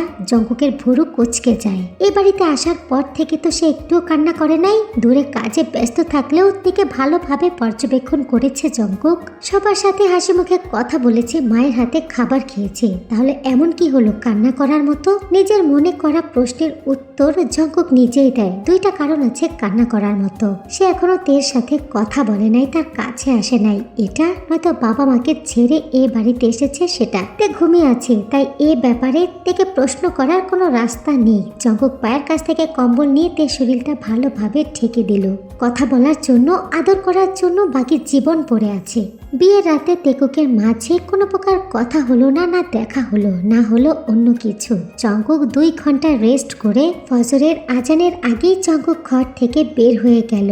সকাল 7টার সময় বেসুজি এসে তেকে উঠালো। তে এই তে ওঠো, আজকে তোমার বউ ভাত না, আজকে একটু তাড়াতাড়ি উঠে পড়ো, কালকে থেকে ইচ্ছা মতো ঘুমাবা। কানে কারো আদুরি কণ্ঠস্বর ভেসে আসতেই তের ঘুমটা ছুটে যায়। সে উঠে বসে। ঠিক ওই টাইমে জঙ্কুক দরজায় এসে দাঁড়ায়। ইস, দেরি হয়ে গেল। আর 5টা মিনিট আগে আসলেই তো আমি আমার মধুকে ঘুম থেকে উঠাতে পারতাম। মনে মনে কথাটি বলল জঙ্কুক। মনটা খারাপ হয়ে গেল তার খুব ইচ্ছা ছিল রাতে কথা হয়নি, কিন্তু সকালে ঘুম থেকে উঠেই তে সবার আগে তাকে দেখবে। যেহেতু রুমে বেসুজিতের সাথে কথা বলছে, জঙ্কুক রুমে ঢোকে না, আবারও ওখান থেকেই ফিরে যায়। বেসুজির হাসি মুখ আর তার সাথে মিষ্টি মিষ্টি কথা শুনে তে রাতের কথা ভুলে যায়। একটু পরে পার্লারের মেয়েরা আসবে তাকে সাজাতে। সেজে গুজে পরিপাটি হতে সবারই ভালো লাগে, তেরও ভালো লাগে। মুহূর্তের মধ্যে সমস্ত কিছু ভুলে গিয়ে হাসি মুখে বউ ভাতের জন্য তৈরি হয় তে। তারপর বউ ভাতের অনুষ্ঠান খুব ভালোভাবেই শেষ হয়। তের বাড়ি থেকে বাপ ভাই আত্মীয় স্বজন এসে নিয়ম অনুযায়ী আজকেই জঙ্কুককে তার শ্বশুর বাড়িতে যেতে হবে। সবার কাছ থেকে বিদায় নিয়ে সন্ধ্যার আগে আগে জঙ্কুক তার শ্বশুর বাড়ির উদ্দেশ্যে রওনা হয়। যাওয়ার আগে বড় ভাইয়ের সাথে ফোনে কথা হয়েছে জঙ্কুক। সে এখন সুস্থ, হসপিটাল থেকে তাকে ছেড়ে দিয়েছে, সে বাসায় চলে গেছে। ডক্টর কিছু মেডিসিন আর নিয়ম কানুন লিখে দিয়েছে, কয়েকটা দিন রেস্ট করলেই একেবারে সুস্থ হয়ে যাবে। জঙ্কুক ভীষণ খুশি হয়ে যায় এটা শুনে। এর মতো জঙ্কুককেও খুব আয়োজন করে বরণ করেছে জঙ্কুকের শাশুড়ি আয়ু। আয়ু আপ্যায়নের আর আয়োজনের কোনো কমতি রাখছে না, একমাত্র মেয়ের জামাইকে আদরের। বিয়ের আয়োজনে আর টেনশনে জঙ্কুক না ঠিকভাবে ঘুমাতে পেরেছে না খেতে পেরেছে। যাও ব্যস্ততার ফাঁকে বিয়ের খুশিতে হাসি মুখে একটু একটু খাবার খেয়েছিল, কিন্তু বড় ভাই অসুস্থ শোনার পর থেকে গলা দিয়ে খাবারই নামছিল না তার। এক প্রকার সিগারেট আর পানি খেয়েই এই 3টা দিন থেকেছে। এখন যখন বিয়ের টেনশন, বড় ভাই অসুস্থতার টেনশন সমস্ত কিছুই মাথা থেকে নেমেছে, তো এখন তার পেটে প্রচুর ক্ষুধা ছিল। তার উপর আবার শাশুড়ির এমন আপ্যায়ন, জঙ্কুক ইচ্ছা মতো খাবার খেলো। রাতে ভর পেট খাবার খাওয়ার পর জঙ্কুকের শরীরটা একেবারে অলস হয়ে আসে, প্রচুর পরিমাণে ঘুম নামে তার চোখে। এই কয়টা দিন সে ঘুমাতে পারেনি। জঙ্কুক একা বসে আছে ড্রয়িং রুমে। একটু আগে তাকে ঘিরে তার শালা শালিদের ভিড় ছিল, কিন্তু 5 মিনিট আগে সবগুলো মিলে তার কানে কি যেন ফুসফুস করে কথা বলল। তাকে এক প্রকার টেনে হিঁচড়ে পাশের রুমে নিয়ে গেল। জঙ্কুক লজ্জায় মুখ খুলে থেকে বলতে পারল না তার ঘুম পাচ্ছে। এটা শুনে আবার শালিরা হাসবে, বলবে বউ নিয়ে রুমে যাওয়ার ধান্দা। জঙ্কুক আরো 10 মিনিট অপেক্ষা করলো। ঘুমে তার চোখ দুটো একেবারে লাল হয়ে গেছে, নিজে নিজেই বন্ধ হয়ে যাচ্ছে। ঘুম আসলে জঙ্কুক দুনিয়াদারি সব ভুলে যায়। যেখানে যেই পরিস্থিতিতে সে থাকে সে অবস্থাতেই ঘুমিয়ে পড়ে। কথাটি মস্তিষ্কে নাড়া দিতেই জঙ্কুক উঠে পড়ে, হেঁটে চলে যায় তের রুমে। ঘুমের চোখে স্বভাব শোলক ভেতর দিক দিয়ে দরজা বন্ধ করে সোজা বিছানায় গিয়ে ঘুমিয়ে পড়ে। অন্যদিকে তেকে ঘিরে বসে আছে তার কাজিন সিস্টাররা। আয়ু খুব চালাকি করে তার ছোট বোনকে পাঠিয়েছে মেয়ের পেটের কথা বের করতে। প্রত্যেকের নানান রকম প্রশ্নের সামনে তে চুপ করে বসে আছে, কি বলবে বুঝতে পারছে না, তবে পেটে তার অনেক কথা বলার মতো। সবাই জানতে চাচ্ছে শ্বশুর বাড়িতে একটা রাত কেমন কাটালো, সবার আচরণ কেমন, শাশুড়ি আর ভাসুরের বউ ভালো ব্যবহার করেছে নাকি, বিশেষ করে জঙ্কুক তার সাথে কি কথা বলেছে, সবকিছু ঠিকঠাক। আর সব থেকে ইম্পর্টেন্ট কথা, বাসর কেমন কাটলো, তার কোনো অসুবিধা হচ্ছে না তো, শরীর ঠিক আছে, শারীরিকভাবে কোনো অসুস্থতা বোধ করছে নাকি, দুজনের মধ্যকার সম্পর্ক ঠিকঠাক আছে কিনা, যেটা জানার জন্য বর্তমানে সবাই মরিয়া। খুঁটিয়ে খুঁটিয়ে নানানভাবে জিজ্ঞাসা করছে, আর সবাইকে ইন্ধন দিচ্ছে তার ছোট খালা, যে কিনা ইনডাইরেক্টলি থেকে বোঝাচ্ছে প্রেমের বিয়ে তো আর না, অ্যারেঞ্জ ম্যারেজ, কিছু হলে অবশ্যই বলবি, সবাই মিলে সমস্যা সমাধান করবে। কয়েক ঘন্টাতে তো আর মানুষ চেনা যায় না। তারপরও পাত্র খুব ভালো, ফ্যামিলি খুব ভালো, নেগেটিভ কিছু আশা তো কেউই করছে না। তারপরও ইচ্ছা করে জিজ্ঞাসা করছে। ছোট খালার বলা ইনডাইরেক্ট কথাটা তের মনের মধ্যে বড় একটা দাগ কেটে ফেলেছে। প্রেমের বিয়ে না, বর তার সাথে এখন পর্যন্ত 5টা মিনিট কথা বলেনি, বহুদিন ধরে মেসেজ করেও কোনো রিপ্লাই পায়নি। সবচেয়ে আনএক্সপেক্টেড বিষয় হলো তার জন্য একটা বাসর সাজায়নি, যেটা তের মনে গভীর ক্ষত সৃষ্টি করেছে, যেটা মনে পড়তেই তে প্রচুর পরিমাণে আবেগী হয়ে যায়। সামনে পেছনে কিছু না ভেবে তার সাথে কি কি ঘটেছে এখন পর্যন্ত সমস্ত কিছু এক্সপ্লেন করে দেয়। তের মুখ থেকে এমন কথা কেউ আশা করেনি, সবাই স্তব্ধ হয়ে যায়। মুহূর্তের মধ্যে ছোট খালা শব্দ করে কান্না করে দেয়। এক কান দুই কান করতে করতে তের মা, চাচি, ফুপু সবার কান পর্যন্ত কথাটা ছড়িয়ে যায়। এই সমস্ত কথা বিশ্বাস না করার মতো কোনো কারণ খুঁজে পেল না পরিবারের কেউই। সব থেকে অবাক করা বিষয় হলো নতুন জামাই ঘরের ভেতর থেকে দরজা বন্ধ করে নিচে একা ঘুমাচ্ছে। মুহূর্তের মধ্যে বিয়ে বাড়ির সমস্ত আনন্দ যেন মাটিতে মিশে গেল। মা, চাচি, খালারা সবাই মিলে গুনগুন করে কান্না করছে দল বেঁধে। কিছু সময় আগেও তাদের মধ্যে খুব হাসি ঠাট্টা হচ্ছিল। সকালে বরকে কি কি আপ্যায়ন করবে সেটার আলোচনা হচ্ছিল। মুহূর্তের মধ্যে সব স্তব্ধ। পুরুষগুলো সব ঘাপটি মেরে বসে আছে। তারা কিছুতেই মানতে পারছে না এই বিষয়গুলো। এটা তাদের মেয়েকে এক প্রকার অপমান করেছে জঙ্কুক। তাদের মেয়েকে দ্বিতীয়বার এই সংসারে পাঠাবে নাকি সেটাও দেখার বিষয়। বোকাতে বুঝতে পারেনি ঘটনাটা এত দূর ছড়িয়ে যাবে, সবার কানে চলে যাবে, আর সবাই এভাবে রিয়েক্ট করবে। তবে সে কিছু বলতে পারছে না। পেছনে কি হয়েছে সেটা না হয় বাধি দিল, কিন্তু জঙ্কুক এখন যে কাজটা করেছে, একা একা দরজা বন্ধ করে ঘুমাচ্ছে, এই ধাক্কাটাতে সামলে উঠতে পারছে না। সে চুপচাপ বসে কান্না করছে। জঙ্কুকের ঘুম ভাঙল সকাল 9টায়। ঘুম থেকে উঠে নিজের অবস্থান বুঝতে তার 10 মিনিট সময় লাগলো। মুহূর্তের মধ্যেই কাল রাতে করা তার বোকামোটা তার মাথার মধ্যে চেপে বসতে লাফ দিয়ে বিছানা থেকে উঠে দাঁড়ায় জঙ্কুক। দ্রুত গিয়ে দরজা খোলে। উচ্চশিক্ষিত প্রফেসর মানুষ পরিস্থিতি একেবারে নষ্ট করে ফেলেছে সে বুঝতে পারলো। লজ্জা বাদ দিয়ে জোরে জোরে টেকে ধরে ডাকতে শুরু করলো। একটু এদিকে আসো তো, শুনে যাও। নির্লজ্জের মতো কয়েকবার ডাকলো কিন্তু তে আসলো না। আসলো তের ছোট্ট একটা চাচাতো ভাই। কিছু লাগবে ভাইয়া? তে কোথায়? আপু ব্যস্ত, কিছু প্রয়োজন হলে আমাকে বলুন। জঙ্কুক পরিস্থিতি সামাল দিতে একটু ঠাট্টা করে বলল, আমার বইয়ের কাজ কি শালাকে দিয়ে হবে? কিন্তু তার করা ঠাট্টাতেও কোনো কাজ হলো না। আসলো না তে। যথারীতি সকালে নাস্তার আয়োজন করা হলো। যত যাই হোক, মেয়ের জামাই বলে কথা, এখন পর্যন্ত তো জামাই আছে। যতক্ষণ পর্যন্ত জামাই থাকবে ততক্ষণ পর্যন্ত জামাইয়ের আপ্যায়নে কোনো কমতি যেন না হয়। জঙ্কুক টেবিলে বসে নাস্তা করছে। আশেপাশে তার কালকের মতো কেউই নাই। শাশুড়ি নাই, শালি নাই, কেউই না। শুধু পেল 2 জন শালা, তাও 9-10-এ পড়ে এই বয়সী। জঙ্কুক হালকা পাতলা কিছু নাস্তা করলো। তারপর শালা দুটাকে নিয়ে নিয়ম অনুযায়ী বাজার করতে বাজারে চলে গেল। এটা নিয়ম, নতুন জামাইয়ের শ্বশুর বাড়িতে গেলে বড় মাছ থেকে শুরু করে সমস্ত কিছু বাজার করে আনতে হয়। নিয়ম অনুযায়ী জঙ্কুক অনেক কিছু বাজার করে আনলো। তবে তারপরও দেখা মিলল না তের। তে যে কোথায় গিয়ে বসে আছে জঙ্কুক তাকে খুঁজে পাচ্ছে না। বারবার শালাদেরকে জিজ্ঞাসা করেও তে কোথায় আছে সেটা জানতে পারছে না জঙ্কুক। এদিকে তের বাবা জেহব আর মা আয়ু জঙ্কুকের মা নিন্সিকে ফোন করেছে। জঙ্কুকের মা নিন্সিকে ফোন করে রিকোয়েস্ট করলো সবার সাথে আসতে, কারণ জঙ্কুকের বাবা নেই আর ভাই দেশের বাহিরে। বর্তমানে জঙ্কুকের গার্ডিয়ান হচ্ছে তার মা, তাই তাকে এক প্রকার বাধ্য করলো এই বাড়িতে আসতে। দুপুর 12টার দিকে জঙ্কুকদের বাড়ি থেকে জঙ্কুকের মা, খালা, খালু, নানি, চাচা, চাচি, ভাবি, বোন আর বিশেষ করে 4-5 জন বন্ধু জঙ্কুকের, যাদেরকে জঙ্কুক ফোন করে ইমার্জেন্সি আসতে বলেছে, সবাই আসলো। প্রফেসর জঙ্কুক বুঝতে পেরে গিয়েছে কিছু একটা ঘটবে, নয়তো তার মাকে তো আজকে আসতে বলবে না। সে নতুন জামাই প্রথমবার শ্বশুর বাড়িতে এসেছে, বেশি বাড়াবাড়ি করে কিছু বলতে পারবে না, তাই বন্ধুদেরকে ডেকেছে। জঙ্কুকদের বাড়ি থেকে আত্মীয় স্বজন আর বন্ধু মিলে 30 জন মানুষ আসলো। সবাইকে খুব ভালোভাবে আপ্যায়ন করেছে তের বাবা মা। দুপুরে খাওয়া দাওয়া করে কিছু সময় রেস্ট করার পর বিকেলে নাস্তার আয়োজন করা হলো। তের মা খালা লক্ষ্য করলো আপ্যায়ন খুব ভালোই করেছে, কিন্তু সবাই কেমন যেন দূরে দূরে আছে। আর তার চেয়েও অবাক করা বিষয় হচ্ছে তের মার একটু পরপর গুনগুন করে কান্না করা। এই কান্নার কারণটা কি? মেয়ে বিয়ে হয়ে গেছে সেটা, নাকি আজ আবারও শ্বশুর বাড়ি চলে যাবে সেটা বুঝতে পারলো না কেউই। অন্যদিকে আরেকটা বিষয় নিন্সিকে খুব ভাবাচ্ছে। তে আর জঙ্কুক দুজনই দুই প্রান্তে, কারোর সাথে কেউ কথা বলছে না, এক হচ্ছে না। বিষয়গুলো নিন্সি সহ জঙ্কুকের পরিবারের সবাই লক্ষ্য করছে, কিন্তু নিজে থেকেই কেউ কিছু জিজ্ঞাসা করছে না, প্রকাশও করছে না। বসার ঘরে বিকেলের নাস্তার সাথে নিন্সি বিদায়ের সুর টানলো। সঙ্গে সঙ্গে এদের বাপ ভাই রুম থেকে বের হয়ে গেল। আয়ু বেগম কান্না করে দিল, আপা, আপনি আপনার বাড়ির লোকজন আমার বাড়িতে 4টা ডাল ভাত খেয়েছেন, তাতে আমি কৃতজ্ঞতা প্রকাশ করছি, কিন্তু আমি আমার মেয়েকে আপনার বাড়িতে পাঠাতে চাচ্ছি না। দয়া করে আপনারা আপনাদের ছেলে জঙ্কুককে নিয়ে চলে যান। কথাটি শুনে জঙ্কুক আশ্চর্য হয়ে গেল। পর্দার ওপাশে দাঁড়িয়ে তে কান্না করে দিল। সবাই অবাক। বেয়ান, কি ধরনের কথা বলছেন এইসব? আমি আপনার কথা কিছুই বুঝতে পারছি না। আমার মেয়েটা কপাল পোড়া। আম্মা! এবার পান চিবোতে চিবোতে মুখ খুলল জঙ্কুকের নানি লিসা। এটা তুমি কেমন কথা কও মা? আর তোমার এমন করে কান্না করারই কি আছে বুঝলাম না। আমার নাতি কি কিছু করছে, কিছু বলছে? আশ্চর্য নানি, আমি কি করব?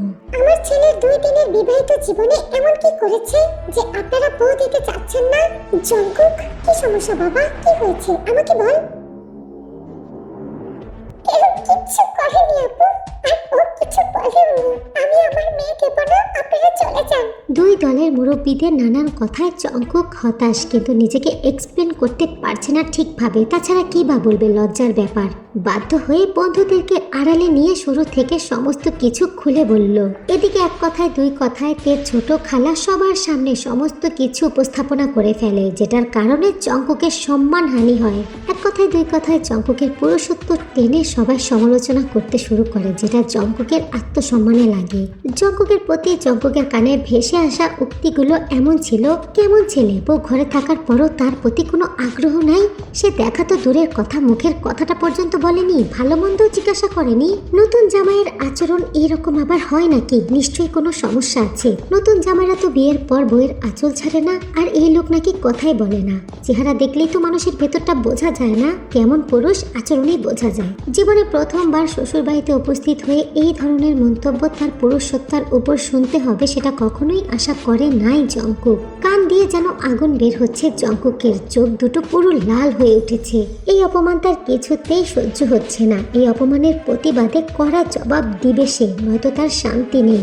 এই পর্যায়েতে প্রচুর পরিমাণে লজ্জা পাচ্ছে। লজ্জায় তার মাটিতে মিশে যেতে ইচ্ছা করছে। বোকার মতো সমস্ত কিছু বলে তো দিয়েছে, তবে এই পর্যায়ে চলে আসবে ব্যাপারটা তার আবেগী মন অতটুকু বুঝতে পারেনি। তার মনের মধ্যে তো শুধু একটা ব্যাপারই ঘুরছে, জঙ্কুক তাকে চায় না, তাকে অবহেলা করে।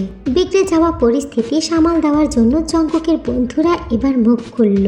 রসিক কথার ছলে হাসি মুখে ইউনো বলল, আপনারা একটু শোনেন, একটা বিয়ের আয়োজন করা তো আর চারটেখানি কথা না। বিয়ের এত আয়োজন, এত ঝামেলা, সমস্ত কিছু জঙ্কুক একা হাতে আয়োজন করেছে। শপিং থেকে শুরু করে বৌভাত পর্যন্ত ছেলেটা কত পরিমাণ দৌড়াদৌড়ি করেছে। বাপ নাই ভাই দূরে, বিয়ের আয়োজন, শপিং, কোনো কিছুতে কোনো কমতি পেয়েছেন? পান নাই। কিন্তু আপনাদের মেয়েকে খুশি করার জন্যই তো এত কিছু। আপনারা যে বিষয়টা তুলে ধরে সিন ক্রিয়েট করছেন সেটার জন্য তো একটু সময় প্রয়োজন। সময়টা তো দেবেন, একটু বোঝার চেষ্টা করুন। বিষয়টা সেন্সিটিভ জিনিসের জন্য কি তাড়াহুড়ো করলে চলে? হুটহাট স্টেপ নিলে তো ক্ষতি। আমার বন্ধু সম্পর্কে আপনাদের কোনো আইডিয়া নাই। উল্টাপাল্টা কথা না বলে, ভুলভাল ডিসিশন না নিয়ে 4 দিন সময় দেন। Only 4 days। আপনাদের ধারণা থেকেও অনেক দূর এগিয়ে আছে আমার বন্ধু। কথাটি শেষ করেই হাসলো ইউনো। রাগে জঙ্কুকের মাথায় আগুন জ্বলছে আর তের কান দিয়ে ধোঁয়া বের হচ্ছে। প্রফেসরের এই ধরনের একান্তই ব্যক্তিগত ব্যাপারগুলো সবার সামনে এইভাবে ডিসকাস হয়ে যাবে সেটা জঙ্কুক কখনো কল্পনা করে নাই, আর বোকাতে বুঝতে পারে নাই। তের প্রতি সূক্ষ্ম রাগ আর ক্ষোভ তৈরি হলো জঙ্কুকের। এসবের জন্য এত তাড়া যে পরিবারের কাছে কমপ্লেন করতে হলো। একটু সময় কি তার সাথে কথা বলার জন্য অপেক্ষা করা গেল না? সরল তের মাথায় তো আর এত কিছু আসে নাই। তার মনের মধ্যে তো আকাশ সমান অভিমান ছিল জঙ্কুকের প্রতি। জঙ্কুক তার সাথে কথা বলে না, তাই দুদলের মধ্যে অনেক কথা কাটাকাটি হয়। এক পর্যায়ে তের বাবা মা সিদ্ধান্ত নেয় তেকে আবারও শ্বশুর বাড়ি পাঠাবে। কোনো বাবা মাই চায় না মেয়ের সংসার ভেঙে যাক। জঙ্কুকের হাতে যেহব আবারও তেকে সঁপে দেয় আর খুব করে অনুরোধ করে এ বাড়িতে ঘটে যাওয়া ঘটনাগুলো নিয়ে তার মেয়ের সাথে যেন কোনো দুর্ব্যবহার না করা হয়। জঙ্কুক কথা দিয়েছে শ্বশুরকে কারো কোনো প্রকার দুর্ব্যবহার সহ্য করতে হবে না তের। প্রথমবারের মতোই তেকে রুমে পাঠানো হলো, তবে এবারে রুমের চিত্রটা একেবারে ভিন্ন। বিছানায় লাল রঙের চাদর বিছানো, সাথে সুন্দর করে ফুল দিয়ে বাসর সাজানো। তে অবাক হয়ে তাকিয়ে থাকে বিছানার দিকে। হঠাৎ করে পেছনে দরজা বন্ধ হওয়ার জোরে শব্দ হয়। তে কেঁপে ওঠে। পেছনে ফিরে দেখার সময়টুকু পায় না যে কে এসেছে। তার আগে কেউ তাকে শক্ত করে পেছন দিক দিয়ে চাপটে ধরে। হুট করে এমন জোরে ধাক্কা সামলে উঠতে পারে না তে। শাড়িতে পা বেঁধে সোজা বিছানায় পড়ে যায়। ফুল সজ্জিত বাসর ছিঁড়ে তাদের উপরে পড়ে যায়। জঙ্কুক এতটাই দ্রুত গতিতে এসেছে যে তে তার ভার সামলাতেই পারেনি। জঙ্কুকের বিশাল দেহের নিচে এক প্রকার চাপা পড়ে গেছে তে ওঠার চেষ্টা করছে, কিন্তু জঙ্কুক সরছে না। তে উঠে বসতে চাইছে, জঙ্কুককে সরানোর চেষ্টা করছে, কিন্তু জঙ্কুক সরছে না। সে তের পিঠের উপরেই শুয়ে আছে। উল্টো তের দুহাত নিজের দুহাত দিয়ে বিছানার সাথে চেপে ধরে তের পিঠে ঘাড়ে চুমু খেতে শুরু করে। জঙ্কুকের আচরণে তে প্রচুর পরিমাণে ভয় পেয়ে যায়। লোকটা কথা বলছে না, কিন্তু হুট করে এসে কি সব শুরু করে দিয়েছে। জঙ্কুকের নেওয়া উদ্যোগগুলোতে তে আপত্তি জানাচ্ছে। জঙ্কুক বিরক্ত হয়ে তের ঘাড়টা শক্ত করে চেপে ধরে। তের মুখটা শক্ত করে ধরে তের ফোলা ঠোঁট দুটোতে তে গংড়ে ওঠে। জঙ্কুক পাত্তা দেয় না তেকে। তে হাত পা ছোড়াছুড়ি করছে। জঙ্কুককে থামানোর চেষ্টা করছে, নিজের কাছ থেকে দূরে সরানোর চেষ্টা করছে। তার দম বন্ধ হয়ে যাচ্ছে, কিন্তু জঙ্কুক সরছেই না। সে মানছে না কোনো কিছু, আর মানবেও না। প্রথমে সে তার পুরুষত্ব প্রমাণ করবে, তারপর বাকিটা জীবন পড়ে আছে কথা বলার জন্য। তে কান্না করে দেয়। জঙ্কুক পাত্তা দেয় না। কিছু সময়ের মধ্যে সে তার উন্মাদনার শীর্ষে চলে যায়। বারান্দার দরজা খোলা, বাইরে ঝড় শুরু হয়েছে। ঝড়ো হাওয়া ঘরে ঢুকে যেন সমস্ত কিছু লন্ডভন্ড করে দিচ্ছে, আর বিছানায় জঙ্কুকের তাণ্ডবে তে লন্ডভন্ড হয়ে যাচ্ছে। আর জঙ্কুকের করা তাণ্ডবের মধ্যে ভেসে আসছিল তের জোরে জোরে করা চিৎকারগুলো, সাথে জঙ্কুকের দম বন্ধ করা নিঃশ্বাস। জঙ্কুক চিৎকার করতে দিল তেকে, তাকে বাধা দিল না। এমনিতেও পরিবারের সবাই বুঝতেই পারছিল আজকে দোতলার ঘরে কি হতে যাচ্ছে, তবে ঝড়ের কারণে সেসবের শব্দ তাদের কান অব্দি আসতে পারল না। তে তার পুরো গোষ্ঠীর সামনে অপমান করেছে তাকে, নিজের পরিবারের সামনে অপদস্থ হতে হয়েছে। সে বিকাল থেকে রাগটা বসে রেখেছিল। জঙ্কুক ভেবেছিল সমস্ত ঝামেলা শেষ হলে ঠান্ডা মাথায় তের হাত ধরে নতুন জীবনে পদচারণ করবে, ভালোবাসার রঙে রাঙিয়ে দেবে তার মিষ্টি মধুকে। কত স্বপ্ন ছিল, বাসর নিয়ে কত আশা ছিল, সেই আশাগুলো বাস্তবায়ন করতেই তো বিয়ের রাতে সে বাসর সাজায়নি, কারণ সে জানতো ব্যস্ততায় তেমন কিছুই হয়ে উঠবে না। গায়ে হলুদ, বিয়ের পরের দিনই বউ ভাত, দু একটা দিন গ্যাপ হলেও একটা ভাবার বিষয় ছিল। তাছাড়া এটা অত্যন্ত সেন্সিটিভ একটা বিষয়, তাড়াহুড়া করে করার মতো কাজ তো বাসর না। তার ভুল একটাই ছিল, সে তের সাথে কথা বলতে পারেনি। বলতে চেয়েছিল তবে তে ঘুমিয়ে গিয়েছিল, সকালেও বলতে চেয়েছে তবে সুযোগ হয়ে ওঠেনি। জঙ্কুক তো আর এটা বুঝতে পারেনি বিয়ে পাশ করা একটা মেয়ে বাচ্চামো করবে, তাছাড়া বড়দেরও ব্যাপারটা বোঝা উচিত ছিল। জঙ্কুক ইচ্ছা করলে তো বাসর করতে পারতো, তাতে তের কি কি সমস্যার সম্মুখীন হতে হতো সেটা কি বড়রা ধারণা করতে পারে নাই? তের শারীরিক অসুস্থতার কথা ভেবে হলেও বড়দের উচিত ছিল জঙ্কুকের মতো পুরুষকে ধন্যবাদ দেওয়া, তা না করে পুরুষত্ব টেনে নানান কথা শুনিয়েছে। এটা তো জঙ্কুক সহ্য করবে না কিছুতেই। যে বাসর ভদ্র, নম্র এবং নরম ভাবে ভালোবাসায় ঘিরে হওয়ার কথা ছিল, সেটা হিংস্রতার মাধ্যমে শেষ করছে জঙ্কুক। তে প্রচুর পরিমাণে কান্না করছে, কিন্তু জঙ্কুক তাকে পাত্তা দিচ্ছে না, আর না নিজে থামার নাম নিচ্ছে। একটানা কয়েকদিন খরার পর প্রচুর বৃষ্টি হচ্ছে, ঝড় হচ্ছে বাইরে। তার সাথে জঙ্কুকের ঘরে যে তাণ্ডব শুরু হয়েছে, সেই তাণ্ডবে ভেঙে চড়ে একা কাটতে তার সহ্যের সীমা অতিক্রম হয়ে গেছে অনেক আগে, আর নিতে পারছে না। জঙ্কুক থামছেই না, থেমে থেমে বারবার তার পুরুষত্ব প্রমাণ করতে মরিয়া হয়ে আছে। ভোরে ফজরের আজানের ধ্বনি কানে এসেছে কিছুক্ষণ আগে। জঙ্কুক থেমেছে, সে একদম শান্ত হয়ে গেছে, সাথে প্রকৃতিও পুরোপুরি শান্ত। ঝিরে ঝিরে বৃষ্টি হচ্ছে, ঠান্ডা ওয়েদার। জঙ্কুক দেখে তের কান্নারত ক্লান্ত চেহারার দিকে তাকিয়ে জঙ্কুক একটু হাসে, দু হাতে শক্ত করে তেকে জড়িয়ে ধরে। তের ফোলা ঠোঁট আরো ফুলে গেছে, রক্ত জমাট বেঁধেছে। সেটা অবশ্য জঙ্কুকের কারণেই। জঙ্কুক মুখটা তের মুখের কাছে নিয়ে যায়, তের ঠোঁটে ঠোঁট মিশিয়ে গাঢ় চুমু খায়। ঠোঁটটা ছেড়ে দিয়ে জঙ্কুককে নাকে নাক ঘষে গাঢ় কণ্ঠে বলে, এবার ঠিক আছে তে, নাকি আরো দেব? তে কথা বলে না, চোখ বন্ধ করে হেঁচকি তুলে কান্না করে। জঙ্কুক থেকে শক্ত করে বুকের সাথে চেপে ধরে আছে। তে হেঁচকি তুলে তুলে অস্পষ্ট সুরে বলে, খুব যন্ত্রণা হচ্ছে। চোখ বন্ধ করে তের উন্মুক্ত পিঠে হাত বুলিয়ে দিতে দিতে জঙ্কুক বলে, কোথায় যন্ত্রণা হচ্ছে আমার রানীর? সব জায়গায়, পুরো শরীরে। জঙ্কুক আগের অবস্থায় থেকেই উত্তর দেয়, এটাই তো চাইছিলে। তে কথা বলে না, জঙ্কুকের বুকের মুখ গুজে হেঁচকে তুলে কান্না করে। ক্লান্ত জঙ্কুক চোখ বন্ধ করে ওই অবস্থাতেই ঘুমিয়ে যায়।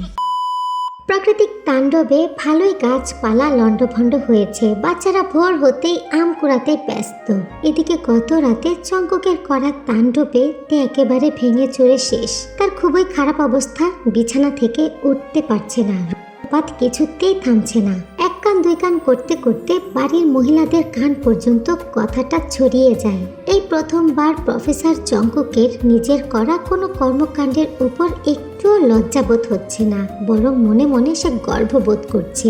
জঙ্কুকের মা নেন্সির খুব খারাপ লাগলো না ব্যাপারটা। কালকে যতটা অপদস্থ হয়েছে নতুন আত্মীয় বাড়িতে, সকল আত্মীয়দের সামনে সেই অপমান ঘোচাতে এটার খুবই দরকার ছিল। তবে নববধূকে অসুস্থ অবস্থায় অবহেলা করা যাবে না, তাই দ্রুত ছেলেকে দিয়ে ছেলের বউকে উপজেলা স্বাস্থ্য কমপ্লেক্সে পাঠিয়েছে ডক্টরের কাছে। তাতে অবশ্য ভালোই হয়েছে।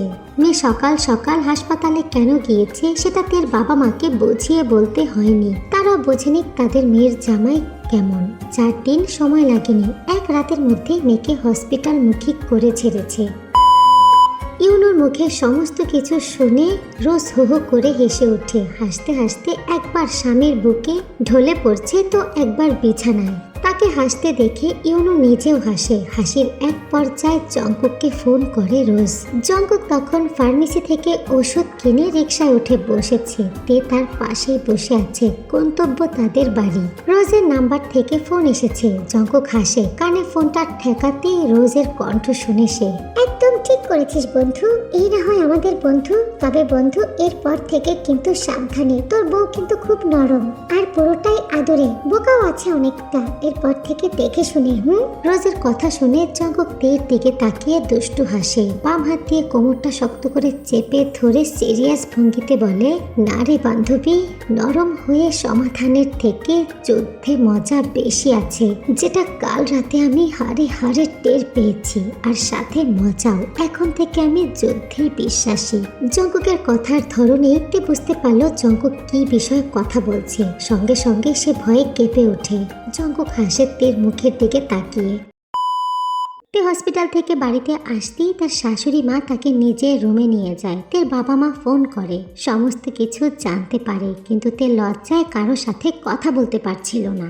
আয়ু আর জিহব নিজেদের ভুল বুঝতে পারে। জামাইকে অনেক উল্টাপাল্টা কথা বলে ফেলেছে, আত্মীয়দের দিয়ে অনেক কিছু শুনিয়ে ফেলেছে। এটা তাদের ঠিক হয়নি। তারা বারবার জঙ্কুকের কাছে ফোন করে ক্ষমা সুলভ কথা বলছিল। বড় যেহেতু সরাসরি তো মাফও চাইতে পারছিল না, তবে ইনডাইরেক্টলি বোঝাচ্ছিল যে তারা ভুল করেছে। এটার জন্য যেন জামাই মনে কষ্ট না রাখে। প্রফেসর জঙ্কুক হাসি মুখে সমস্ত কিছু হ্যান্ডেল করে নিয়েছে। হসপিটাল থেকে ফেরার পর তে যে তার শাশুড়ির রুমে ঢুকেছে, সেখান থেকে বের হওয়ার নাম নিচ্ছে না। দুপুরের গোসল, খাওয়া দাওয়া সমস্ত কিছু শাশুড়ির সাথেই সেরেছে। জঙ্কুকের কাছে যাওয়া তো দূরের কথা, জঙ্কুকের মুখের দিকে তাকাচ্ছে পর্যন্ত না। পুরোটা দিনে জঙ্কুকের সাথে তের মাত্র 2টা বার দেখা হয়েছে।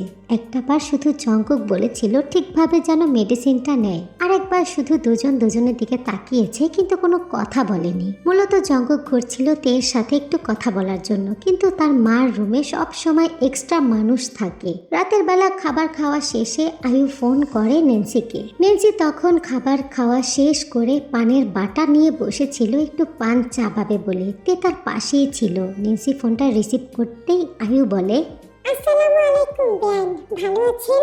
ওয়ালাইকুম আসসালাম বেন, আলহামদুলিল্লাহ ভালো। আপনি কেমন? আমি আছি বেন, ভালোই। আপনার সাথে কিছু কথা ছিল। হ্যাঁ বলুন, আমি শুনছি। আসলে বেন, কথাটা আপনাকেই বলা উচিত, আর কাকেই বা বলবো জানি না কিভাবে নেবেন। একটু আরে বলেন না, এত আমতা আমতা করার কি আছে? বেন, মেয়েটা অসুস্থ, কাছে শরীর, 2টা রাত কি আপনার সাথে রাখা যায় না? 2 দিন পরে না হয় জামাইয়ের কাছে পাঠাইন। বেন, আমি বুঝতে পেরেছি। এত টেনশনের কিছু নাই। আপনার মাইয়া আমার কাছেই আছে, আমার কাছেই থাকবো 2 রাত। নেন্সিকে হাসতে শুনে আয়ু লজ্জা পায়। আস্তে করে বলে, আচ্ছা ধন্যবাদ। আয়ুর নরম কণ্ঠ শুনে নেন্সি হাসি থামিয়ে বলে, শোনেন আপা, আমার ছেলে বলে বলছি না, আপনার মেয়ের জামাই অত্যন্ত ভদ্র আর শান্ত। ভাই হিসেবে, ছেলে হিসেবে সে খুবই ভালো, স্বামী হিসেবেও অনেক ভালো হবে। যেই ঘটনাটা ঘটেছে সেটার জন্য আমি মনে করি ছেলে মেয়ে দুজনেই দায়ী। আমার মনে হয় বড়দের ওদের মাঝখানে না যাওয়াটাই ভালো। আপনি বুঝতে পেরেছেন আমার কথা? জি আপা, বুঝছি। তাহলে আর টেনশন করবেন না, আপনার মেয়ে আমার মেয়ে, ওর সুস্থতা দেখার দায়িত্ব আমার। ভালো থাকবেন, আল্লাহ হাফেজ। দুজনের কথা শুনেই তে যেন মাটিতে মিশে যাচ্ছিল। লজ্জায় শাশুড়ির চোখের দিকে তাকাতে পারছিল না। নেন্সি ব্যাপারটা বুঝতে পেরে তের দিকে তাকায়, একটু হেসে বলে, শোনেন আম্মাজান, বিয়ে হয়ে গেছে আপনার, এখন মন দিয়ে সবকিছু চিন্তা না করে মাথা দিয়ে চিন্তা করবেন। সংসার স্বামী সামলানো এত সহজ না। যদি কোনো কিছু বুঝতে না পারেন, যোগ বিয়োগে ভুল হয়, তাহলে সমস্যা কি? আপনার প্রফেসর জামাই আছে না, সে করে দেবে। কিন্তু তাকে বলতে হবে, বোঝাতে হবে আপনার সমস্যাগুলো। বুঝতে পারছেন? শাশুড়ির কথা শুনে তে মাথা নাড়ে। আচ্ছা ঠিক আছে, এখন ভদ্র আম্মার মতো ঘুমান। শাশুড়ির কথা মতো তে চুপচাপ শুয়ে পড়ে। মেডিসিন নেওয়ার কারণে তার প্রচুর পরিমাণে ঘুম পাচ্ছিল। অন্যদিকে প্রফেসর সাহেবও চাচ্ছে না অসুস্থ তে তার কাছে আসুক, কারণ সে পুরুষ মানুষ। যতই চেষ্টা করুক না কেন, কাল রাতে তাদের মধ্যে যা ঘটেছে, তারপরে তেকে সামনে পেলে নিজেকে কন্ট্রোল করা তার পক্ষে সম্ভব না। সকালে তের ঘুম ভাঙতে নিজস্ব অভ্যাস অনুযায়ী ফোনটা হাতে নিয়ে দেখে সকাল 9টা বেজে গেছে। সে ভয় পেয়ে দ্রুত উঠে বসে। শ্বশুর বাড়িতে এত বেলা করে ঘুম থেকে উঠলো এটা ভেবেইতে লজ্জা পাচ্ছিল। ঠিক তখনই দরজা দিয়ে জঙ্কুক ঢুকে। জঙ্কুককে দেখেই তে স্তব্ধ হয়ে যায়। জঙ্কুকের এক হাতে একটা ডাব আর এক হাতে একটা বড় দা। গেট আপ দেখে বোঝা যাচ্ছে সে মাত্রই ডাব গাছ থেকে নেমে সোজা এখানে এলো। তে তাকায় জঙ্কুকের দিকে, যে কিনা এই মুহূর্তে হাসি হাসি চোখ নিয়ে তার দিকেই তাকিয়ে আছে। জঙ্কুকের কপালে বিন্দু বিন্দু ঘাম জমেছে, যেটা অলরেডি কানের কাছ দিয়ে চুয়ে চুয়ে গালে নামছে। তের ভীষণ ভালো লাগছে জঙ্কুকের এই রূপ। জঙ্কুক বাহির থেকে ডাবটা কেটে এনেছে, শুধু পানি বের করার জায়গাটায় একটু গর্ত করা বাকি। তার মাথা দিয়ে ডাবটা ফুটো করতে করতে জঙ্কুক দেখে উদ্দেশ্য করে বলে, মধু, এটা তুমি কি করলা? তে চমকে গিয়ে নড়ে চড়ে বসে। তবে সে স্থির হয়ে জঙ্কুকের দিকে তাকিয়ে থাকে, কোনো কথা বলে না। জঙ্কুক আবারও বলে, কথা বলো মধু, আমি কিছু জিজ্ঞাসা করছি। মধু? মধুটা কে আবার? আমি তো মধু না। আপনি কি? শাট আপ তে, একটাও ফালতু কথা বলবা না। তুমি যে কিভাবে বিয়ে পাশ করলা আমার মাথায় আসে না। মাথার মধ্যে তো গোবর ভরা। কোন স্যারদের কাছে প্রাইভেট পড়েছো? কোথায় কোথায় কোচিং করেছো শুনি? আপনি এভাবে কথা বলছেন কেন? আপনি আমাকে ইনসাল্ট করছেন কিন্তু। ইনসাল্ট কই করলাম? ঠিকই তো বললাম। আমার তো বিশ্বাস হয় না যে তুমি বিয়ে পাস। কি বলতে চাচ্ছেন আপনি? আমার কাছে সার্টিফিকেট আছে। জঙ্কুক তের দিকে ডাবটা এগিয়ে দিয়ে বলে, আজকাল ভুয়া সার্টিফিকেট বানানো কোনো ব্যাপারই না। কথাটি বলেই জঙ্কুক হেসে দেয়। জঙ্কুকের হাসি দেখে এবার তে বুঝতে পারে জঙ্কুক তার সাথে কথা বলার জন্য কথা বাড়াচ্ছে। তে লজ্জা পেয়ে যায়, মিনমিন করে বলে, আমার সাথে প্রফেসরগিরি দেখাচ্ছেন? না তো সোনা, স্বামীগিরি দেখানোর জন্যই তো সকাল সকাল তোমার জন্য ডাক পারলাম। আদর করে মধু ডাকলাম। তুমিই তো আমাকে অন্য মধু নামের মেয়েদের সাথে একটুর জন্য জড়িয়ে ফেলছিলে। তে লাজুক চোখে জঙ্কুককে তাকিয়ে দেখে। জঙ্কুক বলে, মধু, রাতে ঠিকভাবে ঘুমাতে পেরেছো? জঙ্কুকের কথা কানে যেতেই তের কান দিয়ে যেন ধোঁয়া বের হচ্ছিল। গাল দুটো লাল হয়ে গেল। জঙ্কুক দেখে তের মুখের দিকে তাকিয়ে, তারপর মাথা ঘুরিয়ে দরজার দিকে তাকায়। পর্দা ঝোলানো দরজায়। সে খুব ভালো করে জানে এই রুমে সে ঢুকেছে, এখন কেউই ঢুকবে না। সুযোগের সৎ ব্যবহার করে জঙ্কুক। হঠাৎ করে তেকে জড়িয়ে ধরে বিছানায় শুয়ে পড়ে। ডাব দিতে আসাটা তো একটা ওসিলা মাত্র। সারা রাত তেকে মিস করেছে খুব। জড়িয়ে ধরে তে শরীরের গন্ধ নেওয়ার ইচ্ছায় তার ভেতরটা ছটপট করছে। তের ফোলা ঠোঁটে চুমু খাওয়ার জন্য ঠোঁট দুটো পিরপির করছে। তে আশ্চর্যের অষ্টম সীমানায় পৌঁছে গেছে। শাশুড়ির ঘরে থাকছে কেন? যাতে করে প্রফেসরের কাছ থেকে নিজেকে একটু লুকাতে পারে। কিন্তু কোনো লাভই হলো না। সাত সকালবেলা এসেই তার উপর আক্রমণ করে দিয়েছে। তের বুক থেকে শাড়ির আঁচল সরিয়ে বুকে, গলায়, ঠোঁটে ইচ্ছা মতো রাজত্ব করছে জঙ্কুক। তে সরাতে পারছে না, নড়তেও পারছে না। করছেন? কেউ দেখে ফেলবে। সরুন, ছাড়ুন আমাকে। কি করছেন? লাগছে আমার।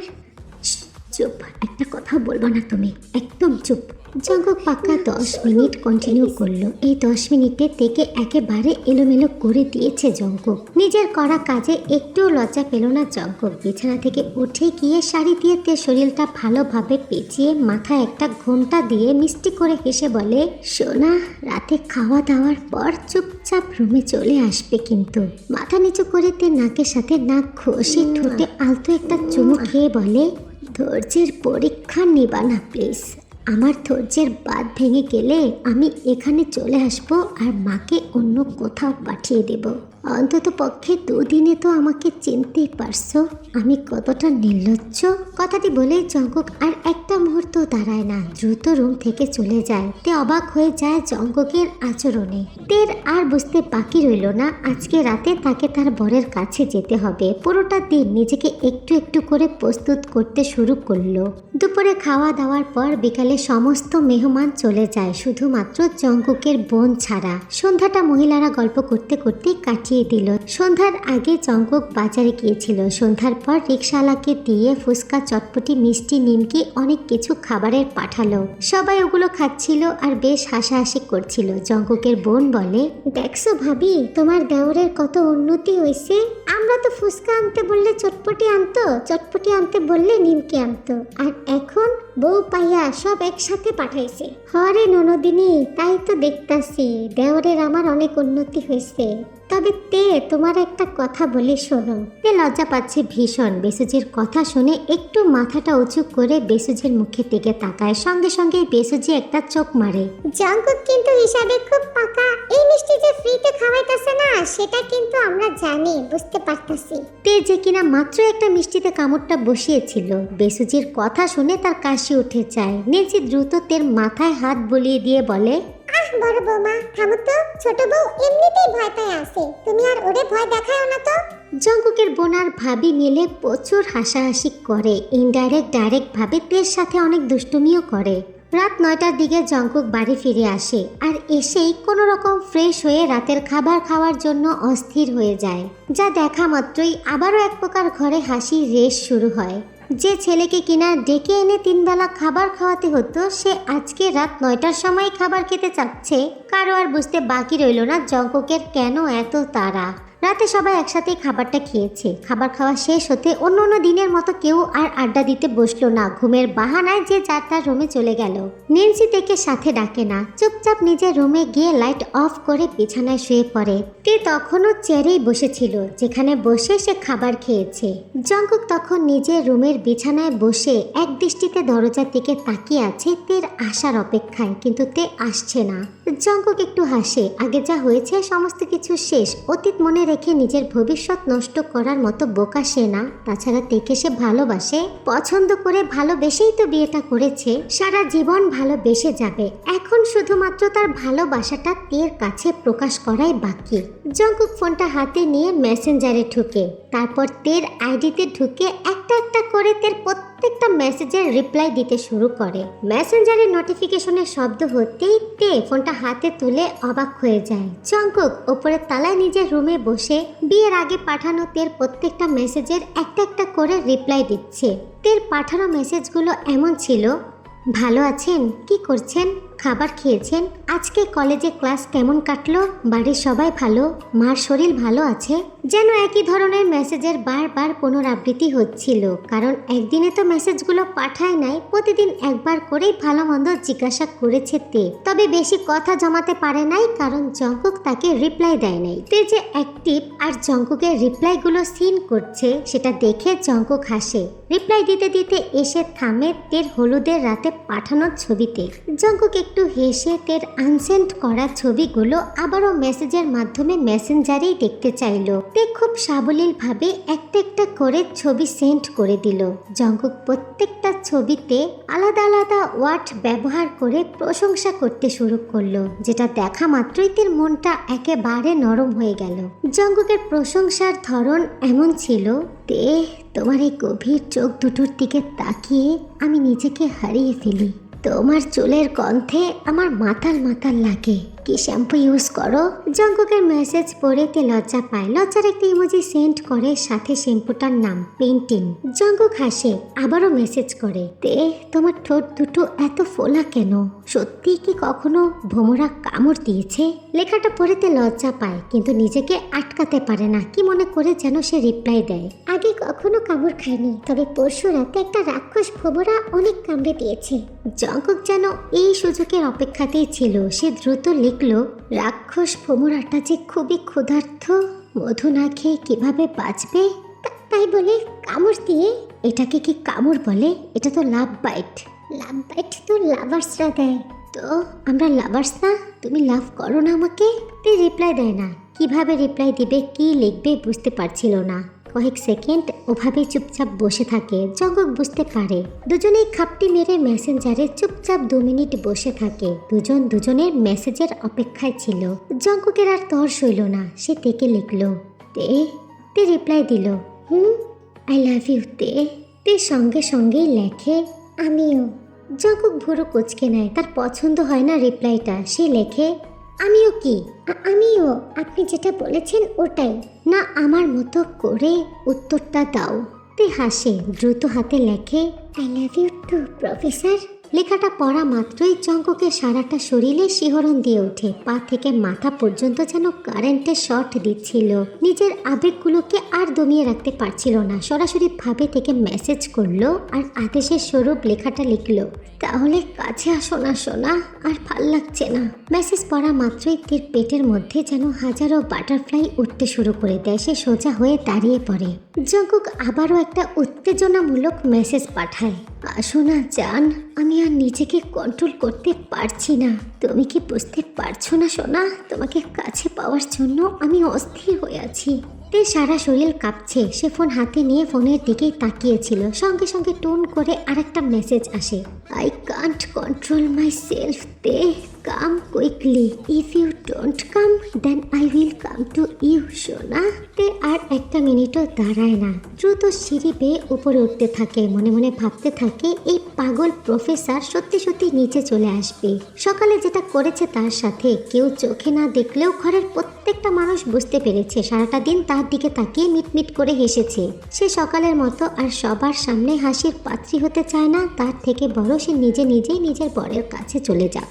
রুমে ঢুকে জঙ্কুককে দেখেই কেঁপে ওঠে, যে কিনা বিছানার এক কোনায় খাপটি মেরে বসে আছে। চোখ নাক মুখ সব লাল হয়ে আছে। জঙ্কুকের এই রূপ পরশু রাতেও দেখতে পায় নাই তে। জঙ্কুক তের দিকে তাকিয়ে হুকুমের সহিত বলে, দরজাটা বন্ধ করে দাও তে।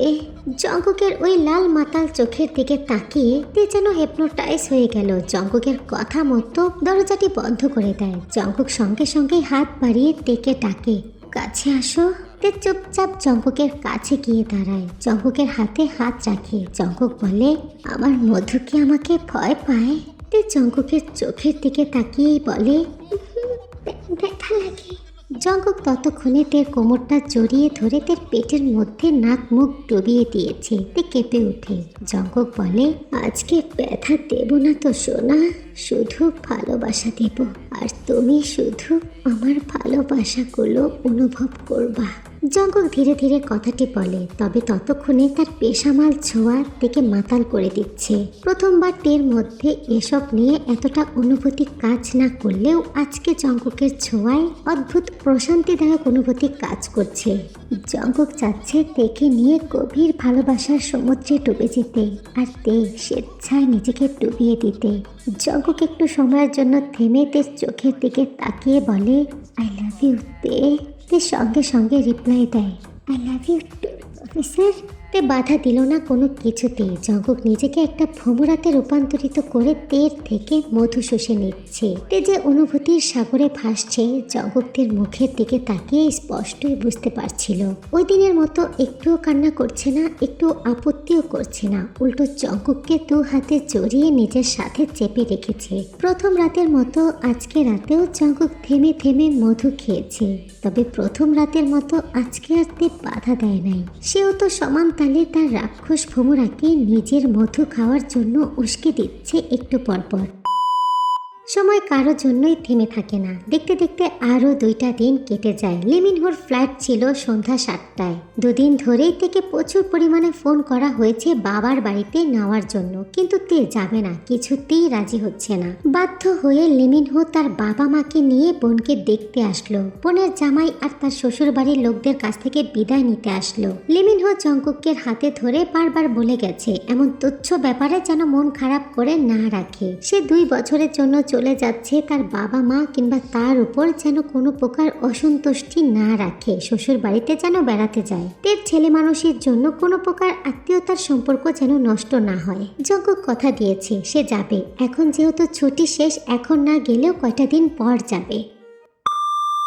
সময় তার নিজস্ব গতিতে চলবে, এটা স্বাভাবিক। তবে একই ঘটনা পুনরাবৃত্তি হবে, এটা একটু অস্বাভাবিক। বিয়ের 21 দিনের মাথায় আবারও জঙ্কুক একই ভঙ্গিতে উপজেলা স্বাস্থ্য কমপ্লেক্সের বারান্দায় দাঁড়িয়ে সিগারেট খাচ্ছে।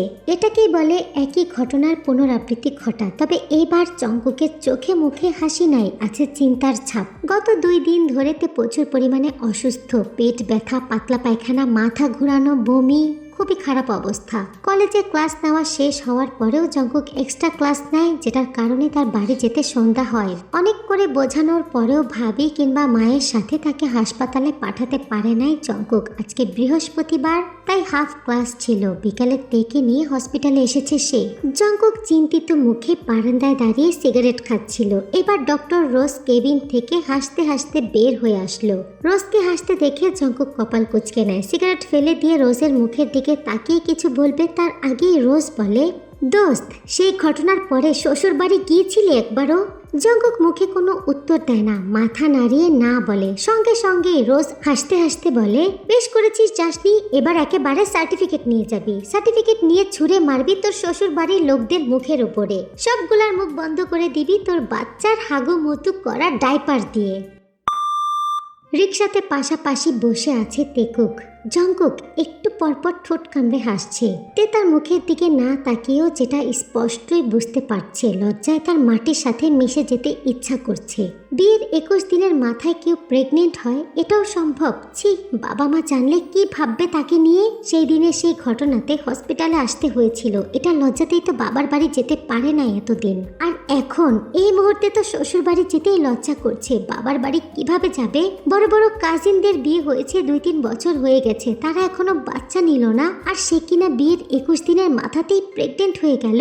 যদিও জঙ্কুক তাকে বুঝিয়ে শুনিয়ে রাজি করেছে কালকে শুক্রবার তার বাবার বাড়িতে নিয়ে যাবে, তবে এই মুহূর্তে তের আর যেতে ইচ্ছা করছে না। সে যাবে না, কিছুতেই যাবে না। তার এই মুখ কাউকে দেখাতে পারবে না, সে লজ্জায় মরে যাবে। জঙ্কুক বুঝতে পারলো তের মনোভাব। সে বলল, মোটেও না তো, ভোমরায় কামড়ে দেওয়া ঠোঁট ফোলা মধুরানী, কালকে সকালে আপনাকে নিয়ে শ্বশুর বাড়িতে যাচ্ছি আমি। শাশুড়ি মায়ের গুনগুন করে কান্না করার শব্দগুলো আমার কানে যেন এখনো বাজে। এবার গিয়ে কিলকিল করে হাসির শব্দ শুনেই ফিরবো। না, অসম্ভব, আমি লজ্জায় মরে যাব। আবার বাঁচিয়ে তোলার ওষুধ আছে আমার কাছে সোনা। সন্ধ্যার আবছা আলোতে রিকশায় বসে তের কোমরটা জড়িয়ে ধরে তের কানের কাছে মুখ নিয়ে ফিসফিস করে কথাটা বলে জঙ্কুক। তের কানের ঠোঁট ঘষে দিয়ে আলতো করে একটা কামড় খায় জঙ্কুক। সঙ্গে সঙ্গে তে জঙ্কুকের বুকের মাঝখানে একটা চিমটি কাটে। জঙ্কুকের কাঁধে মাথা রেখে জঙ্কুকের গলায় ঠোঁট ঘষে দিয়ে বলে, আমার রাক্ষস ভোমরা। জঙ্কুক হাসে। অন্ধকারে তের খাটটা শক্ত করে চেপে ধরে তের ঠোঁটে চুমু খেতে শুরু করে। নদীর পাশ ঘেঁষে সোজা পাকা রাস্তা, তার মধ্যে অটোরিকশার পেছনের সিটে বসে দুজন রোম্যান্স করতে করতে বাড়ি যাচ্ছে। কেমন নির্লজ্জপনা আচরণ। 15 মিনিটের রাস্তা বাড়ি যাওয়া পর্যন্ত তাদের তর সইছে না। অন্ধকারে ড্রাইভার বুঝতেই পারল না তার রিকশার মধ্যে কি কি চলছে। তৃতীয়বারের মতো আবারও একই ঘটনা।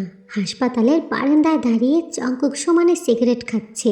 এতটাই দুশ্চিন্তায় ভুগছে যে বারান্দার আরেক কর্নারে শ্বশুর শাশুড়ি মা ভাবি দাঁড়িয়ে আছে সেটা লক্ষ্য নাই তার। জঙ্কুকের দুশ্চিন্তার কারণ হচ্ছে তে, যে কিনা এখন অপারেশন থিয়েটারের ভেতরে আছে। গত রাত সন্ধ্যা থেকে তের শরীর খারাপ লাগছিল। ডেলিভারির ডেট এখনো 18 দিন পরে, যেটা ভেবে সে গুরুত্ব দেয় নাই। তবে মাঝরাতে প্রচুর পরিমাণে পেট ব্যথা ওঠে। জঙ্কুকের বুকের মধ্যে এক প্রকার ব্যথায় ছটফট করে তে। ভোরের দিকে বাধ্য হয়ে রোজকে জানাতেই রোজ সকাল সকাল হাসপাতালে নিয়ে আসতে বলেছে। প্রথম সন্তান ডেলিভারির সময় 18 ঘন্টা নর্মাল ডেলিভারি ট্রাই করাটাই বেস্ট। 18 ঘন্টার বেশি সময় পার হয়ে গেলে মা আর শিশু দুজনের জীবনেরই রিস্ক হয়ে যায়। যদিও সন্ধ্যা থেকেই তের শরীরটা খারাপ লাগছিল, তবে বেশি ব্যথা করছিল রাত 12টার পর থেকে। সেই হিসাবে দুপুর 12টায় 12 ঘন্টা কমপ্লিট হয়ে গেছে। রোজ তাড়াহুড়া করছে না, তেকে ভরপেট খাবার খাওয়াচ্ছে, যত্ন করছে। জঙ্কুক বারবার কেবিনে ঢুকে তেকে দেখে যাচ্ছে।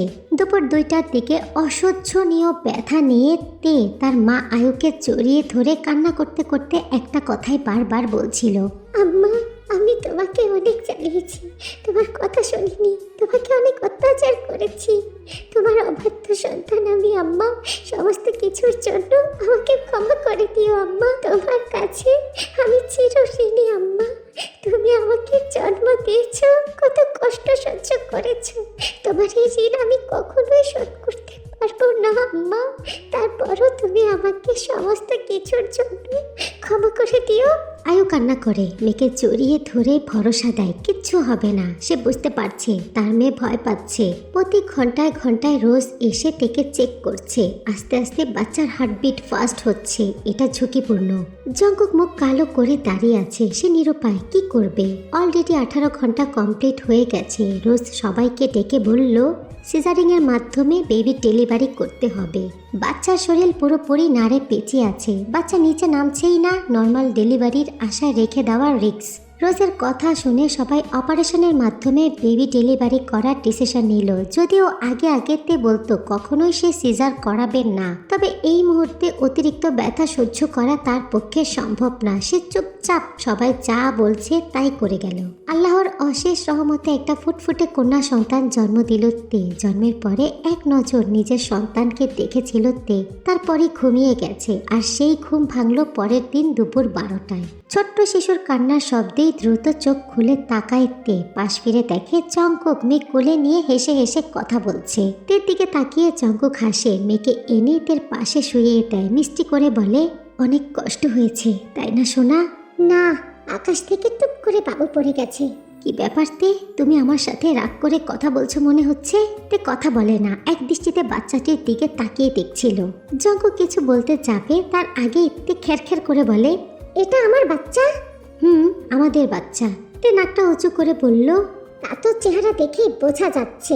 কত কষ্ট করে আমি পেটে ধরলাম, পেট কেটে বের করলাম, আর ওনার মতো দেখতে হয়েছে। জঙ্কুক দুষ্টু হেসে তের গালটা টেনে দিয়ে বলে, আর আমি যে এত পরিশ্রম করলাম তাকে পৃথিবীতে আনার জন্য, সেটা তা তো বুঝতেই পারছি। আপনি পরিশ্রম করছেন তাই আপনার মতো দেখতে হয়েছে, মেয়ে হয়েছে। আমি পরিশ্রম করলে আমার মতো দেখতে হইতো, একটা ছেলে হইতো। তাই নাকি? তো তোমার আরো বাচ্চা নেওয়ার ইচ্ছা আছে? কাল রাতে যেসব করেছো আমার সাথে, আমি তো ভেবেছি আর নাই। অতীত মনে রাখি না আমি, ওইসব ভুলে গেছি।